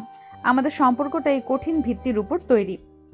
আমি জানি নদী, আর এই কারণেই আমার রোমান্টিকতা কেবল বিশেষ দিনে নয়, প্রতিদিন তোমার জন্য থাকবে। প্রতিদিন সকালে তোমার মিষ্টি ঠোঁটের চুমু খেয়ে ঘুম থেকে জেগে ওঠা, তোমার হাতে বানানো চা, আর সন্ধ্যায় বাড়ি ফিরে তোমার হাসি মুখ দেখা, এটাই আমার কাছে এখন সেরা রোমান্টিকতা। সিনিয়র আপুকে এত প্যাম্পার করলে কিন্তু আমি বড্ড অলস হয়ে যাব। হতে দাও, আমার বউ তো, আমি সামলে নেব। ছোট ছোট মিষ্টি কথা আর সুন্দর সব অনুভূতি। নদী আর আয়ানের এই বিশেষ দিনটি তাদের জীবনের নতুন সংগ্রাম ও ভালোবাসাকে উদযাপন করল। তাদের বন্ধনকে আরো গভীর ও রোমাঞ্চপূর্ণ করে তুলল। আয়ন ও নদীর আর্কিটেকচার ফার্ম দ্রুত সফলতার মুখ দেখছে। আয়নের ডিজাইন এবং নদীর প্রফেশনাল ম্যানেজমেন্টের কারণে তারা বড় একটি প্রজেক্ট হাতে পেতে চলেছে। নদী আজ তার ডেস্ক গুছিয়ে আয়নের জন্য অপেক্ষা করছে। সে একটু চিন্তিত। আয়ন তার নতুন প্রজেক্টের চুক্তিপত্র হাতে নিয়ে উৎফুল্ল হয়ে ঘরে প্রবেশ করলো। খুশিতে আত্মহারা হয়ে আয়ন নদীকে বলল, নদী, গুড নিউজ, আমরা সেই মাল্টিন্যাশনাল প্রজেক্টটা পেয়ে গেছি। আমাদের আর্কিটেক্ট ফার্মের প্রথম মাইল ফলক দেখেছ? আমাদের টিম নদী আয়ান কি করতে পারে? অসম্ভবকেও সম্ভব করে ফেলতে পারে। আমি জানতাম তুমি পারবে। তোমার ডিজাইনে সেই ক্ষমতা আছে। Congratulation junior officer. আজ রাতে একটা জমকালো ডিনার হবে। অবশ্যই হবে, কিন্তু তার আগে আমি তোমার সঙ্গে একটা খুব জরুরি বিষয় নিয়ে আলোচনা করতে চাই। তোমার কি মনে আছে আমি একটা প্রজেক্টের জন্য বিদেশে একটা প্রতিযোগিতায় অংশ নিয়েছিলাম? নদীর সঙ্গে সঙ্গে গাম্ভীর্য ফিরে পেল। সে জানত এটাই সেই বড় বাধা। সে আস্তে করে বলল, হ্যাঁ মনে আছে। কি হয়েছে? তুমি কি কোনো খবর পেয়েছো? শুধু খবর নয় নদী, আমি জিতেছি। এটা আমার জীবনের সবচেয়ে বড় সম্মান। তারা চায় আমি দুবাইয়ে তাদের প্রধান স্থাপত্য প্রকল্পে লিড আর্কিটেক্ট হিসেবে যোগ দেই। পুরো প্রজেক্টের সময়কাল 5 বছর। আয়নের কথা শুনে নদী কয়েক মুহূর্তের জন্য থেমে গেল। আয়নের চোখে স্বপ্ন, কিন্তু নদীর মুখে কোনো হাসি নেই। আর নদীর দিকে তাকিয়ে বুঝতে পারলো এটা নদীর জন্য মোটো সহজ খবর নয়। আর নদীকে বলল, তুমি কি খুশি হওনি নদী? এটা আমার বহুদিনের স্বপ্ন। আমি তোমার জন্য খুব খুশি আয়ান, সত্যিই গর্বিত। কিন্তু তোমার মনে আছে আমি জীবন থেকে কেবল শান্তি চেয়েছিলাম। এখনো বেশি দিন হয়নি তোমার অসুস্থতা সামলালাম, আর এখন আমাদের নতুন ফার্মটা এই শহরে দাঁড় করাচ্ছি। এই সময় তুমি 5 বছরের জন্য বিদেশ চলে গেলে আমি কিভাবে কি করব বুঝতে পারছি না। প্লিজ নদী, বিদেশ মানেই দূরে থাকা নয়। আমি তোমাকে নিয়েই যেতে চাই। এই সুযোগটা আমার ক্যারিয়ারে এমন একটা দরজা খুলে দেবে যা আর কখনো খুলবে না। আমরা আমাদের ফার্মের কাজগুলো ভার্চুয়ালি মনিটর করতে পারবো বা এখান থেকে লোক দিয়ে সামলাতে পারবো। আর আমার ক্যারিয়ারের কি হবে আয়ান? আমি এখানে আমার অফিসের এত ভালো পজিশন ছেড়ে দেব? আমাদের এই ফার্মটার কি হবে? এখানে আমার নিজের একটা পরিচিতি আছে। তুমি ভুলে যাচ্ছ কেন? আমি তোমার জুনিয়র নই যে তোমার সব সিদ্ধান্ত মেনে নিব। আমি কখনো ভাবিনি তুমি মেনে নেবে। আমি চাই আমরা দুজন মিলে সিদ্ধান্তটা নিই। তোমার জন্য তো সেখানেও কাজের সুযোগ থাকবে। তোমার মতো একজন দক্ষ ম্যানেজার বা সিনিয়র অফিসার ওখানেও প্রয়োজন হয়। নদী আয়নের কথাই বিরক্ত হয়ে গেল। দুবাইয়ে আমার পরিচয় হবে আয়ান স্থপতির স্ত্রী, নদী নয়। তুমি এটা বুঝছো না কেন? তুমি আমাকে তোমার ছায়ার নিচে থাকতে বলছো। আমরা কথা দিয়েছিলাম একে অপরের স্বপ্নকে সম্মান করব। আমার কাছে এই মুহূর্তে আমার নিজের পরিচয় আর এই শহরে আমাদের স্থির জীবনটাই আসল। সে বলল। নদীর কথাগুলো শুনে আইন দীর্ঘ সময় নীরবতায় কাটিয়ে দিল। সে আসলে ভাবছে এই মুহূর্তে পরিস্থিতি কিভাবে সামাল দেওয়া উচিত। আইন বুঝতে পারল সে আবেগে দিয়ে কথা বলছিল, কিন্তু নদীর চিন্তাটা যৌক্তিক। আর নিজেকে বুঝালো, তারপর নদীকে বলল, ঠিক আছে, আমি দুঃখিত। ওই ইভেন্টটা জিতে আমি এতটা উত্তেজিত হয়ে পড়েছিলাম যে তোমার দিকটা ভাবতে পারিনি। তুমি বলো আমরা কি করব? এই প্রজেক্টটা আমার জন্য কতটা জরুরি তা তুমি জানো। আমার মনে হয় আমরা যদি একটা বছরের জন্যও সেখানে যাই তবে আমাদের ফিউচারের ভিত্তি আরো মজবুত হবে। আমি যাব না সেটা বলছি না, কিন্তু তুমি বুঝতে পারছো না আমার জন্য এই পরিবর্তনটা কতটা কঠিন। আমার ক্যারিয়ার নষ্ট হবে, আমাদের এই টিমটা ভেঙে যাবে। যদি তোমার যেতেই হয় তবে তোমার আমার একটা শর্ত মেনে নিতে হবে। বলো কি শর্ত? তোমার সব শর্ত আমি মেনে নিতে রাজি। প্রথমত, আমাদের ফার্মের এই প্রজেক্টটা আমি এখান থেকেই দেখব। আমি আমার সিনিয়র পজিশন ছাড়বো না। দ্বিতীয়ত, আমরা দুবাইয়ে আমাদের টিম নদী আয়ানকে নতুন করে শুরু করব। সেখানে তোমার কাজকে সম্মান দিয়ে আমিও নিজের জন্য একটা অবস্থান তৈরি করব। আমাকে ছায়ার নিচে রাখা চলবে না। নদী যে তার কাজে এবং সিদ্ধান্তে গ্রহণে কতটা পরিপক্ক তা আবারও প্রমাণ হলো। নদীর প্রতি আয়নের চোখে শ্রদ্ধা ফুলে উঠল। সে জানত নদীর এই দৃঢ়তা তার সিনিয়র পরিচয়ের আসল শক্তি। সে নদীকে জড়িয়ে ধরে বলল, তুমি আমার জীবনের শ্রেষ্ঠ উপহার নদী। আমি তোমার সব শর্তে রাজি। আমরা দুবাইয়ে নতুন করে নিজেদের পরিচয় তৈরি করব। আমরা সব বাধা একসঙ্গে পার করব। মনে রেখো আমাদের সম্পর্কের ভিত ভালোবাসার, স্থান পরিবর্তনের নয়। চলো আমরা দুজনেই এক নতুন চ্যালেঞ্জের জন্য প্রস্তুত হই। আইন ও নদীর দুবাই যাওয়ার সিদ্ধান্ত চূড়ান্ত হয়েছে। নদী তার অফিসে সিনিয়র পদ চায়নি, বরং 1 বছরের লম্বা স্যাবাটিক্যাল ছুটি নিয়েছে এবং সেখান থেকেই তাদের নতুন ফার্মের কাজগুলো ভার্চুয়ালি দেখভাল করবে। তারা এখন তাদের নতুন জীবনের জন্য জিনিসপত্র গুছাচ্ছে। নদী তার পুরনো ডায়েরি এবং অফিসের ফাইলগুলো একটি বক্সে ভরছিল। আইন এসে তার পাশে বসলো। নদীর দিকে তাকিয়ে সে বলল, তুমি কি এখনো দ্বিধায় আছো নদী? আমি জানি তোমার জন্য এই শহর, তোমার পরিচিতি ছেড়ে যাওয়াটা কতটা কষ্টের। তুমি চাইলে আমি এই অফারটা প্রত্যাখ্যান করতে পারি। তোমার শান্তিটাই আমার কাছে আসল। না আয়ান, আমার মধ্যে দ্বিধা নেই। আমি শুধু মনে মনে সেই দিনগুলোর কথা ভাবছিলাম যখন আমি এই বিয়েতে রাজি ছিলাম না, যখন অর্ণব আমাকে ব্ল্যাকমেল করতো, যখন তুমি হাসপাতালে ছিলে। আমাদের জীবনের প্রতিটি কঠিন মোড়েই তুমি আমাকে পথ দেখিয়েছো। আমি শুধু তোমার পাশে থাকার চেষ্টা করেছি মাত্র। তোমার কি মনে আছে বাসরাতে তুমি আমাকে জিজ্ঞাসা করেছিলে আমি কি তোমার বন্ধু হতে পারবো? আমি সেই বন্ধু হিসেবেই বলছি। আমি চাই না তোমার জীবনের সেরা সুযোগটা আমার জন্য হাতছাড়া হোক। কিন্তু এই 5 বছর আমাদের দুজনের ক্যারিয়ারের জন্য এটা বিশাল এক পরিবর্তন। তুমি বারবার বলেছিলে স্থিতিশীলতা, কিন্তু তোমার এই সিদ্ধান্ত, এই ত্যাগ, এটা প্রমাণ করে তুমি আমার চেয়ে মানুষ হিসেবে অনেক বড়।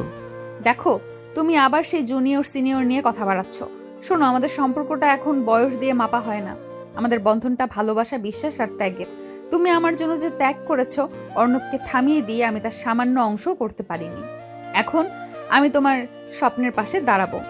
আমি শুধু তোমাকে পাশে চাই, কিন্তু তোমাকে থামিয়ে দিতে চাই না যাতে তোমার নিজস্ব স্বকীয়তা নষ্ট হয়, তোমার পরিচয়, তোমার যোগ্যতা। দুবাইয়ে গিয়ে আমার পরিচয় কেবল আয়নের স্ত্রী হবে না, আমি সেখানেও আমার জায়গা তৈরি করব। তোমার আর্কিটেক্ট ফার্মকে আন্তর্জাতিক স্তরে পরিচিতি এনে দেব। তুমি ডিজাইনে মনোযোগ দিবে, আমি ম্যানেজমেন্টে। এটা আমাদের পরবর্তী প্রজেক্ট। আমি তোমায় ছাড়া এই জীবনে আর কোনো কিছুই কল্পনা করতে পারি না নদী। তুমি শুধু আমার জীবন সঙ্গী নও, তুমি আমার জীবনের শ্রেষ্ঠ সিদ্ধান্ত। আমি প্রতিজ্ঞা করছি দুবাইয়ে আমাদের জীবন আরও সুখী হবে। আমরা দ্রুত আমাদের পরিবারকে আরও বড় করব। আমাদের জীবনে নতুন আনন্দ নিয়ে আসব। আয়নের কথা শুনে নদী আলতো করে আয়নের কাঁধে মাথা রাখলো, তারপর বলল, আমি এই পরিবর্তনের জন্য প্রস্তুত আয়ান। তুমি আমাকে সাহস দিয়েছো। আমার শুধু একটা ভয়, এই নতুন জায়গায় গিয়েও যেন আমাদের মাঝে বোঝাপড়ার অভাব না হয়। আমার সিনিয়র পরিচয়টা যেন তোমার কাছে কখনো বোঝা না হয়। তুমি আমার সিনিয়র নদী, আর আমি তোমার সবচেয়ে বড় গুণমুগ্ধ জুনিয়র। তোমার জ্ঞান আর অভিজ্ঞতা আমার জীবনের সবচেয়ে বড় পুঁজি। আমাদের সম্পর্কের ভিত্তি এতই শক্ত যে কোনো দূরত্ব, কোনো নতুন জায়গা বা কোনো চ্যালেঞ্জই আমাদের মাঝে ফাটল ধরাতে পারবে না। আমরা জীবনের সব বাধা পেরিয়ে এসেছি। আলতো করে নদীর হাত ধরে বলল, চলো এবার আমরা আমাদের বিয়ের দিন তোলা ছবির সেই ফ্রেমটা গুছিয়ে ফেলি। সেটাকে আমরা আমাদের নতুন বাড়িতে প্রথম টাঙাবো, কারণ সেই রাত থেকে আমাদের নতুন জীবন শুরু হয়েছিল, যেখানে সব দ্বিধা কেটে গিয়েছিল। হ্যাঁ চলো, আর শোনো, তুমি তোমার সব স্বপ্ন পূরণ করো। আমি তোমার পাশে আছি। সিনিয়র আপু যখন বউ, এই সম্পর্কের অর্থ আমাদের এই ত্যাগ, এই বোঝাপড়া আর এই ভালোবাসা দিয়ে নতুন করে প্রতিফলিত হবে। আমরা ভালো থাকবো আয়ান। আমরা দুজন টিম, নদী আয়ান। আয়ন ও নদী তাদের পুরনো জিনিসপত্রের মাঝে নতুন জীবনের স্বপ্ন দেখতে শুরু করলো। সব চ্যালেঞ্জ পেরিয়ে তারা একে অপরের সমর্থনে এক নতুন ও সুখী ভবিষ্যতের দিকে পা বাড়ালো। আয়ন ও নদীর দুবাই যাত্রার প্রস্তুতির মাঝে দুই পরিবার একসাথে একটি পারিবারিক মিলন মেলার আয়োজন করেছে, যেন আয়ন আর নদীর সাথে যাওয়ার আগে সব আত্মীয় স্বজনদের দেখা হয়। এই অনুষ্ঠানে আয়নের এক ফুফাতো বোন সামিয়াও যোগ দেন, যে দীর্ঘকাল ধরে আয়নকে মনে মনে ভালোবাসে। নদী ও আয়ন হাসি মুখে পরিবারের সঙ্গে কথা বলছে। সামিয়া ঘরে প্রবেশ করলো এবং একদম আয়নের কাজ ঘেঁষে গায়ে গা লাগিয়ে দেওয়ালো, যা নদীর চোখে অস্বস্তি তৈরি করলো। নদীকে উপেক্ষা করে সামিয়া আয়নের হাত ধরে খুব ঘনিষ্ঠ হয়ে আহ্লাদি গলেই বলল, আয়ান, ফাইনালে দেখা হলো। তুমি তো বিয়ে করে উধাও হয়ে গেলে। আমাকে তো একটাবারও জানাওনি যে বিয়ে করছো। কেমন আছো বলো? বিয়েটা করার আগে যদি একটাবার জানাতে, তোমার জন্য আমার কত প্ল্যান ছিল, সব দেখতে গেল। আরে সামিয়া, কতদিন পর, তোর জন্য তো এই অপেক্ষাটা ছিল না। জানিস তো এখন তো সব ব্যস্ততা নদীকে নিয়ে। ভালো আছি, তুই কেমন আছিস? সামিয়া এক ঝলক নদীর দিকে তাকালো, হাসিটা তার চোখে পৌঁছালো না। নদীর দিকে সামান্য মনোযোগ দিয়ে সে বলল, ওহ হাই নদী আপু, তোমরা আমাদের ছেড়ে দুবাই চলে যাচ্ছ? শুনে খুব খারাপ লাগছে। আয়নের এই শহর থেকে নিয়ে যাচ্ছ, ওকে খুব মিস করব। তোমাকেও করব, তবে খুব কম। যাকগে, তুমি তো সিনিয়র, জীবনের কঠিন সিদ্ধান্তগুলো তোমরাই ভালো বোঝো। শুধু আয়ন আমাকে বুঝলো না। দেশের বাইরে ছিলাম আর এই সুযোগে টপ করে সিনিয়র তোমাকে বিয়ে করে ফেললো। নদী কানে স্নেহ শব্দটি কাটার মতো বাজলো। সে বুঝতে পারল সামিয়ার উদ্দেশ্য ভালো নয়, তাই সে সামিয়াকে শান্ত এবং আত্মবিশ্বাসী স্বরে বলল, ধন্যবাদ সামিয়া। জীবনের কঠিন সিদ্ধান্তগুলো দুজন মিলেই নেই। আর আর তোমার ভাইয়ের ক্যারিয়ারের জন্য এটা জরুরি। আর হ্যাঁ, এখানে সিনিয়র বা জুনিয়র নয়, আমরা স্বামী স্ত্রী। আমি তো জানি নদী আপু, তবে আমি বলছিলাম কি, আয়ন আর আমি সমবয়সী কিনা। আয়ন আগে অনেক কিছু বুঝতো না, সেসব আমি তাকে বুঝিয়ে দিতাম। সে একটু লাজুক ছিল তো। আমার মনে আছে একবার স্কুলে একটা প্রজেক্টে আয়নকে মারাত্মক ভুলটাইনা করেছিল। আমি ওকে পুরো রাত ধরে বুঝিয়ে শিখিয়ে প্রজেক্ট কমপ্লিট করেছিলাম। সেই সময়গুলো আমি ওর কতটা পাশে ছিলাম। সামিয়া ইচ্ছে করেই এমনভাবে কথাগুলো বলল যাতে নদীর প্রতি তার ঈর্ষা প্রকাশ পায়। নদীর মনে সন্দেহ জাগলো, কিন্তু সে বিষয়টা সামলে নিয়ে দৃঢ়তার সাথে বলল, বাহ, খুব ভালো করেছো। একজন ভাইকে তার বোন সাহায্য করবে, এটাই তো স্বাভাবিক। আর এখন আমার স্বামী হিসেবে আয়নকে সাহায্য করার সুযোগটা এখন আমার। সে একজন ভালো লার্নার। নদী আর সামিয়ার উত্তপ্ত কথোপকথনে আইন পরিস্থিতি বুঝতে পেরে সামিয়াকে থামাতে চাইল। সে সামিয়াকে উদ্দেশ্য করে বলল, সামিয়া, তুই এখন থাম তো। এসব পুরনো কথা কেন তুলছিস? চল, মা তোকে ডাকছেন। তোর প্রিয় ডিশটা হয়েছে? ঠিক আছে, চলছি। তবে আমাকে একেবারে আড়ালে তো প্রজেক্টগুলো দেখাতে হবে। তোর নতুন কাজের স্টাইল দেখতে খুব ইচ্ছে করে। নদী আপু কি আর্কিটেকচার নিয়ে খুব জ্ঞান আছে, নাকি উনি ম্যানেজমেন্ট দেখছে? সামিয়ার এই প্রশ্নটা ছিল সরাসরি আক্রমণ। নদী এবার আর চুপ থাকতে পারল না। নদী সামিয়ার কাছে এসে বলল, সামিয়া, আমার জ্ঞান নিয়ে তোমাকে চিন্তা করতে হবে না। আর আমার স্বামী যদি তার কাজ একান্তভাবে কাউকে দেখাতে চায় তবে সেটা আমাকেই দেখাবে। কিন্তু কেন তুমি বারবার আমার স্বামীকে নিয়ে এভাবে কথা বলছো? তুমি কি বলছো না আমরা স্বামী স্ত্রী? ও আপু, তুমি ভুল বুঝছো। আমি তো আয়নকে ছোটবেলা থেকে চিনি। ওর সব আবদার, ওর দুর্বলতা আমার জানা। আমি যা বলছিলাম, আয়ন ভালো মন্দ দেখভাল করা তো কাজের হিসেবে আমারও দায়িত্ব। সামিয়ার এই কথা শুনে নদী আয়নের দিকে তাকালো। তার চোখে নীরব প্রশ্ন। আয়ন এবার শক্তভাবে সামিয়ার মুখোমুখি হলো। সে সামিয়াকে বলল, সামিয়া প্লিজ, এবার একটু বাড়াবাড়ি করছিস। নদী আমার স্ত্রী। আমার জীবনের কোনো দুর্বলতা বা আবদার এখন ওর কাছেই প্রকাশ পায়। তোর এ অতিরিক্ত মনোযোগ আমার ভালো লাগছে না। এটা আমাদের ব্যক্তিগত জীবনে হস্তক্ষেপ। তুই এবার গিয়ে অন্যদের সঙ্গে কথা বল। সামিয়ার মুখ ফ্যাকাশে হয়ে গেল। সে বাধ্য হয়ে সরে গেল, কিন্তু যাওয়ার আগে নদীর দিকে এক তিক্ত দৃষ্টি ছুড়ে দিল। সামিয়া চলে যেতে নদী আয়নের কানে ফিসফিস করে বলল, তুমি কি দেখলে? কেন সে এমন ব্যবহার করছে? সে তোমার সঙ্গে এতটা ঘনিষ্ঠ হতে চাইছে কেন? তুমি কি কখনো ওকে এনকারেজ করেছো আয়ান? আমার মনে কেন জানি ভালো লাগছে না। বিশ্বাস করো নদী, আমি জানতাম না ও এমন করবে। ও একটু ইমোশনাল, কিন্তু ওর কোনো খারাপ উদ্দেশ্য নেই। ও শুধু আমাকে একটু বেশি ভালোবাসে। তুমি এত চিন্তা করো না, তুমি আমার স্ত্রী। নদী আর কোনো কথা বলল না। সামিয়ার চোখে থাকা ঈর্ষা এবং আয়নের প্রতি তার অতিরিক্ত মনোযোগ নদীর মনে প্রথমে সন্দেহের বীজ বুনে দিল। পারিবারিক অনুষ্ঠানের পর 2 দিন কেটে গেছে। নদী ও আয়ন দুবাইয়ের টিকিট চূড়ান্ত করার কাজে ব্যস্ত। সামিয়ার ব্যবহার নদী মনে অস্বস্তি তৈরি করেছে। যদিও আয়ন বারবার তাকে আশ্বস্ত করেছে, কিন্তু সামিয়া সহজে হাল ছাড়ার পাত্রী নয়। আয়ন ল্যাপটপে তার আর্কিটেকচারাল প্রজেক্টের একটি ফাইল দেখছিল। নদী গোসল সেরে রুমে প্রবেশ করলো। আয়ান, তুমি কি এখনো কাজ করছো? এবার ঘুমাবে চলো। তুমি যাও নদী, এটা খুব জরুরি ফাইল। দুবাই যাওয়ার আগে শেষ করতে হবে। আমি আসছি। নদী দেখলো আয়নের ফোনটা বিছানায় পড়ে আছে এবং স্ক্রিনটা জ্বলছে। অজান্তে নদী আয়নের ফোনটা হাতে নিল, আর তাতে সে চমকে উঠল। সামিয়ার নামটা জলজল করছে ফোনের স্ক্রিনে। একটা মেসেজ এসেছে মূলত। নদীর মনে সন্দেহটা হঠাৎ করে মাথা চাড়া দিয়ে উঠল। নদী মেসেজটি ওপেন করে দেখলো, তাতে সামিয়া লিখেছে, আয়ান, তোর ডিজাইনগুলো আমাকে মিল করিস নি কেন? সবসময় তো সবকিছু আমাকে আগে শেয়ার করতে, আমার সাথে পরামর্শ ছাড়া কোনো সিদ্ধান্তই নিস না।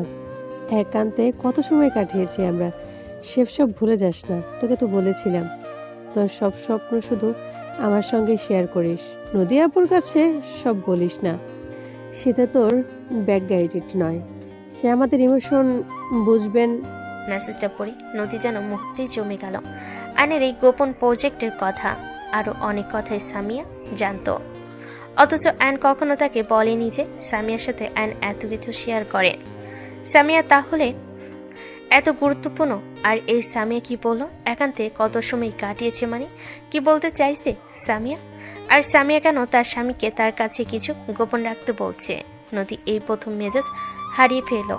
সে গম্ভীর স্বরে আয়নকে বলল, আয়ান, এটা কি? চমকে পেছন ফিরল। নদী ফোনটা হাতে নিয়ে দাঁড়িয়ে আছে। আয়ন উদ্বিগ্ন হয়ে জিজ্ঞেস করলো, কি হয়েছে নদী? কার ফোন? এটা সামিয়ার মেসেজ। তুমি আমাকে বলনি কেন যে তুমি ওকে তোমার প্রজেক্টের ফাইলগুলো শেয়ার করো? আর ও কেন বলছে তোমার সব ইমোশন শুধু ওর সঙ্গে শেয়ার করতে? কেন সে আমাকে তোমার থেকে দূরে থাকার কথা বলছে? তুমি ওর সঙ্গে কি গোপন যোগাযোগ রেখেছো যা আমার থেকে গোপন করতে হবে? আয়ন ফোনটা হাতে নিয়ে চেক না করেই বলল, আরে শোনো, ভুল বুঝছো, ওটা তেমন কিছু না। তেমন কিছু না? আমাদের বিয়ে নিয়ে ওর সমস্যা কেন? বারবার কেন সে তোমার কাছে ঘেঁষতে চায়? আমাদের বিয়ের আগে তোমাদের সম্পর্ক কত দূর অবধি ছিল আয়ান? আর এখন আমাদের দুবাইয়ে যাওয়ার আগে তুমি ওকে তোমার কিসের ডিজাইন দেখাচ্ছ, আর ও আমাকে আজকে এমন অপমান করছে, তাও ওকে আমি কিছুই বলিনি। কেন আয়ান, আমি কি যথেষ্ট নই? নদী, শান্ত হও প্লিজ। আমি তোমাকে সব বলছি। যেদিন পারিবারিক অনুষ্ঠান ছিল সেদিন সন্ধ্যায় সামিয়া আমার কাছে আমাদের ফার্মের জন্য নতুন কি কি ডিজাইন করেছি সেগুলো দেখতে চেয়েছিল। বলেছিল সেও আমার স্কেচগুলো দেখে আইডিয়া নেবে। আমি ওকে বলেছিলাম তুমি অফিসে এসে দেখো। সামিয়া বলেছিল ওকে ড্রাইভ ফাইল করে দিতে। ও খুব পিড়াপিড়ি করছিল, তাই আমি কাল ওকে বলেছিলাম যে কিছু টেকনিক্যাল ড্রাফট পাঠাবো যাতে ও শান্ত হয়। আমাদের শৈশবের খুব ঘনিষ্ঠ সম্পর্ক, একসাথে বড় হয়েছি, একই সাবজেক্টে পড়েছি, তাই ও একটু বেশি অধিকার বোধ দেখায়। অধিকার বোধ? না আয়ান, এটা অধিকার বোধ নয়, এটা ঈর্ষা। সে তোমাকে ভালোবাসে, এটা কি তুমি কখনো বোঝোনি? আর তুমি ওকে সেই সুযোগটাই দিচ্ছ যেন ও আমাদের মধ্যে ঢুকতে পারে। তুমি কেন ওকে তোমার থেকে দূরে থাকতে বলছো না? তুমি ভুলে যাচ্ছ আমি তোমার স্ত্রী। তুমি নিজেই বলেছিলে সব সিদ্ধান্ত দুজন মিলে নেব। তুমি কেন ওকে আমার ম্যানেজমেন্ট বা আমার অনুভূতি নিয়ে বাজে কথা বলার সুযোগ দিচ্ছ? আর ও কেন বলছে যে তোমরা দুজন ঘনিষ্ঠ সময় কাটিয়েছো? এগুলো কি ধরনের, কি চলছে তোমাদের মধ্যে? ঘনিষ্ঠ সম্পর্ক? কি বলছো এসব? আমি ওকে শুধুই বন্ধু আর বোনের চোখে দেখি। এখানে ঘনিষ্ঠতা আসবে কোথা থেকে? তুমি সামিয়ার পাঠানো মেসেজটা পড়ো, তাহলেই বুঝবে। ওদের কথা শুনে আয়ন তার ফোনে কিছুক্ষণ আগে সামিয়া পাঠানো মেসেজটা পড়ল। আয়ন আশ্চর্য হয়ে গেল। মেসেজটা পড়ে সে সামিয়া এমন কিছু লিখতে পারে, আর তার প্রচণ্ড রাগ উঠে গেল। কিন্তু এখন রাগ দেখানোর সময় নয়, আগে নদীকে সামলাতে হবে। আয়ন বলল, নদী, আই এম সরি। আমি বুঝতে পারছি না তোমাকে কি বলবো, তবে আমি এটা বুঝতে পারছি যে তুমি কি ভাবছো। কিন্তু বিশ্বাস করো নদী, আমি ওকে কখনো সামিয়াকে আমার কোনো দুর্বলতার সুযোগ নিতে দেইনি। বন্ধু বা বোন হিসেবে ওর জন্য যতটুকু প্রয়োজন মনে হয়েছে করেছি। আমার সব ভালোবাসা, সব স্বপ্ন শুধু তোমাকে ঘিরেই। তোমার কথাগুলো আমার কাছে সবসময়ই সবার উপরে। যদি তাই হতো তবে ও এই সাহস পেত না। যখন তুমি হসপিটালে ছিলে তখন আমি একা সব সামলেছি। আমার অতীত নিয়ে তোমার কোনো দ্বিধা ছিল না। আর আজ তোমার কাজিনের জন্য তুমি আমার বিশ্বাসে ফাটল ধরাচ্ছ। তোমার কি মনে হচ্ছে না যে তুমি নিজেকে একজন দুর্বল মানুষ হিসেবে প্রমাণ করছো, যে কঠিন পরিস্থিতিতে পরিবারের একজনকে শক্ত কথা বলতে পারে না? আমাকে দুর্বল বলবে না নদী। আমি অর্ণবকে তোমার জীবন থেকে তাড়িয়েছি। আমার দুর্বলতার সুযোগ নিয়ে তুমি আমাকে এভাবে অপমান করতে পারো না। আমি সামিয়ার ষড়যন্ত্র বুঝতে পারছি। আমি কালই ওকে ফোন করে এই বিষয়ে ফাইনাল কথাবার্তা বলবো। শুধু ফোন করে ওকে শাসালেই হবে না। তুমি প্রমাণ করো তোমার কাছে তোমার স্ত্রী সবার আগে। তুমি প্রমাণ করো তোমার কোনো দুর্বলতা নেই। এটা ভুল বোঝাবুঝি। এই ভুল বোঝাবুঝিটা যেন সত্যি না হয়, তুমি নিজেই সেটা সবার সামনে স্পষ্ট করো। নদীর এই ক্রোধ ও অভিমান আয়নকে হতবাক করে দিল। সামিয়া সামান্য চাল আজ তাদের সম্পর্কের ভিত্তিকে নাড়িয়ে দিয়েছে। আয়ন বুঝতে পারল শুধু ফোন করে নয়, এবার তাকে কঠিন সিদ্ধান্ত নিতে হবে। পরের দিন সকাল সকাল আয়ন সোজা চলে গেল সামিয়াদের বাড়িতে। সামিয়ার পরিবারের সবাই তখন বাড়িতে ছিল। আয়ন বাড়িতে ঢুকে সামিয়ার নাম ধরে চিৎকার করে ডাকতে লাগলো, সামিয়া, সামিয়া, কোথায় তুই? এখনই বেরিয়ে আয়। আয়নের চিৎকারে সামিয়া দৌড়ে বের হয়ে এলো। আয়নকে দেখে সে ভীষণ খুশি। তার চাল যে কাজ করেছে তা আয়নের আগমনী বলে দিচ্ছে। সামিয়া বাড়ির অন্য সদস্যদের সামনে আয়নকে জড়িয়ে ধরে বলল, আমি জানতাম তুই আসবি, চল আমরা রুমে বসে কথা বলি। সামিয়া আয়নের হাত ধরে টেনে তার রুমে নিয়ে যেতে নিলে আয়ন এক ঝটকায় হাত ছাড়িয়ে নেয়। তারপর বলে, তোকে সবসময় আমি ভালো বন্ধু হিসেবে দেখেছি, বোনের মতো আগলে রেখেছি, আর তুই আমার সাথে নদীর সম্পর্ক খারাপ করতে উঠে পড়ে লেগেছিস কেন? কি ক্ষতি করেছি আমি তোর? আয়ান, এইখানে নয়, তুই আমার রুমে চল, আমরা ঠান্ডা মাথায় কথা বলি প্লিজ। না, আমি কোথাও যাব না। যা কথা হবে এখানে সবার সামনে হবে। বাকিরাও জানুক তুই কি করেছিস। কি করেছি আমি? কি ভুল করেছি? তোকে ভালোবেসেছি এটা ভুল বলতে চাস? ভালোবাসা ভুল নয়, বরং ভুল মানুষকে ভালোবাসা ভুল। আমি সঠিক মানুষকে ভালোবেসেছি। সেই কলেজ জীবন থেকে তোকে ভালোবাসি। ভেবেছিলাম তুই নিশ্চিত তোর প্রতি আমার কনসার্ন দেখতে বুঝতে পারবি, কিন্তু তুই কি করলি বুঝলি না। কিছুদিনের জন্য দেশের বাইরে গিয়েছিলাম, ভেবেছিলাম তুই যখন আমার ভালোবাসা বুঝিসই না আমি দেশে ফিরে তোকে সব বলবো, কিন্তু তুই কি করলি? যে থেকে বয়সে 4 বছরের বড় বুড়ো এক বুড়িকে বিয়ে করলি। খবরদার সামিয়া, আমার স্ত্রীকে কোনো বাজে কথা বলবি না। আমি আমার স্ত্রীকে ভালোবেসে বিয়ে করেছি। যদি ওকে না পেতাম তবে সভ্য ছেলের মতো ফিরে আসতাম, তোর মতো অসভ্যতা করতাম না। যা করছি বেশ করেছি, তোকে পাওয়ার জন্য করেছি। তোর মতো বেহায়া মেয়ের ছায়া আজকের পর থেকে আমি আমার চারপাশে কোথাও দেখতে চাই না। ভুলেও যদি আমার আর নদীর মধ্যে আসার চেষ্টা করিস তাহলে এর ফল কতটা খারাপ হবে ভাষায় প্রকাশ করা যাবে না, মনে রাখিস। আয়নার কথা বাড়ল না, সামিয়াদের বাড়ি থেকে বেরিয়ে গেল। পেছনে ফেলে এলো ছলো ছলো চোখে তাকিয়ে থাকা সামিয়াকে। নিজেদের মাঝে হওয়া ভুল বোঝাবুঝি মিটিয়ে নিয়েছে আয়নার নদী। সময় মতো নির্দিষ্ট দিনে নির্দিষ্ট ফ্লাইটে তারা দেশের মাটি ছেড়ে পাড়ি জমিয়েছে ঝকঝকে তকতকে দুবাইয়ে। দুবাইয়ের ঝলমলে আকাশচুম্বী অট্টালিকার ভিড়ে এক ঝলমলে সন্ধ্যায় নদী ও আয়ন তাদের নতুন ফ্ল্যাটের বারান্দায় বসে আছে। তাদের চারপাশে এখন অন্যরকম ব্যস্ততা, অন্যরকম শান্তি, নতুন জীবন পুরোপুরি স্থিতিশীল। আয়ন তখন তার স্বপ্নের প্রজেক্টে লিড আর্কিটেক্ট হিসাবে কর্মরত, আর নদী তার সিনিয়র ম্যানেজমেন্টের অভিজ্ঞতা কাজে লাগিয়ে তাদের ফার্মের আন্তর্জাতিক ক্লায়েন্টদের দেখভাল করে। তাদের দুজনের হাতেই চায়ের মগ আর মুখে তৃপ্তির হাসি। আইন বারান্দা থেকে যতদূর চোখ যায় তাকিয়ে দেখলো, তারপর বলল, এই পুরো শহরটা দেখছো নদী? আমার মনে হয় যেন আমাদের এই নতুন জীবনটাও এই শহরটার মতোই উঁচু আর আকাশ ছোঁয়া। আমি কখনো ভাবিনি তোমার মতো একজন সঙ্গী পেলে জীবন এতটা সুন্দর হতে পারে। নদী আয়নের কাঁধে মাথা রেখে বলল, স্বপ্ন তো তুমিই দেখিয়েছো আয়ান। তুমি না থাকলে আমি হয়তো এখনো সেই পুরনো শহরে সেই পুরনো ভয়ের মধ্যে আটকে থাকতাম। এই স্থিতিশীলতার শান্তি সবকিছুই তোমার জন্য। তুমি আমাকে শিখিয়েছো সিনিয়র মানে শুধু বয়স নয়, সিনিয়র মানে অভিজ্ঞতা, ধৈর্য আর মানসিক জোর। তুমি আমার জীবনের সেই সব কঠিন মুহূর্তে পাশে ছিলে যখন আমি পঙ্গুত্বের ভয় পাচ্ছিলাম, আর আজ তুমি আমার স্বপ্নের ফার্মের আন্তর্জাতিক দিকটা দেখছো। আর তুমি আমাকে শিখিয়েছো জুনিয়র হলেও ভালোবাসার আত্মবিশ্বাসের জোরে সমস্ত চ্যালেঞ্জ মোকাবেলা করা যায়। তাই তো আজ এই বারান্দায় বসে আমরা একসঙ্গে ভবিষ্যতের কথা বলছি। আমাদের সম্পর্কটা একটা বাড়ি নদী, যার ভিত্তি তৈরি হয়েছে বিশ্বাস আর সহানুভূতির ইট দিয়ে।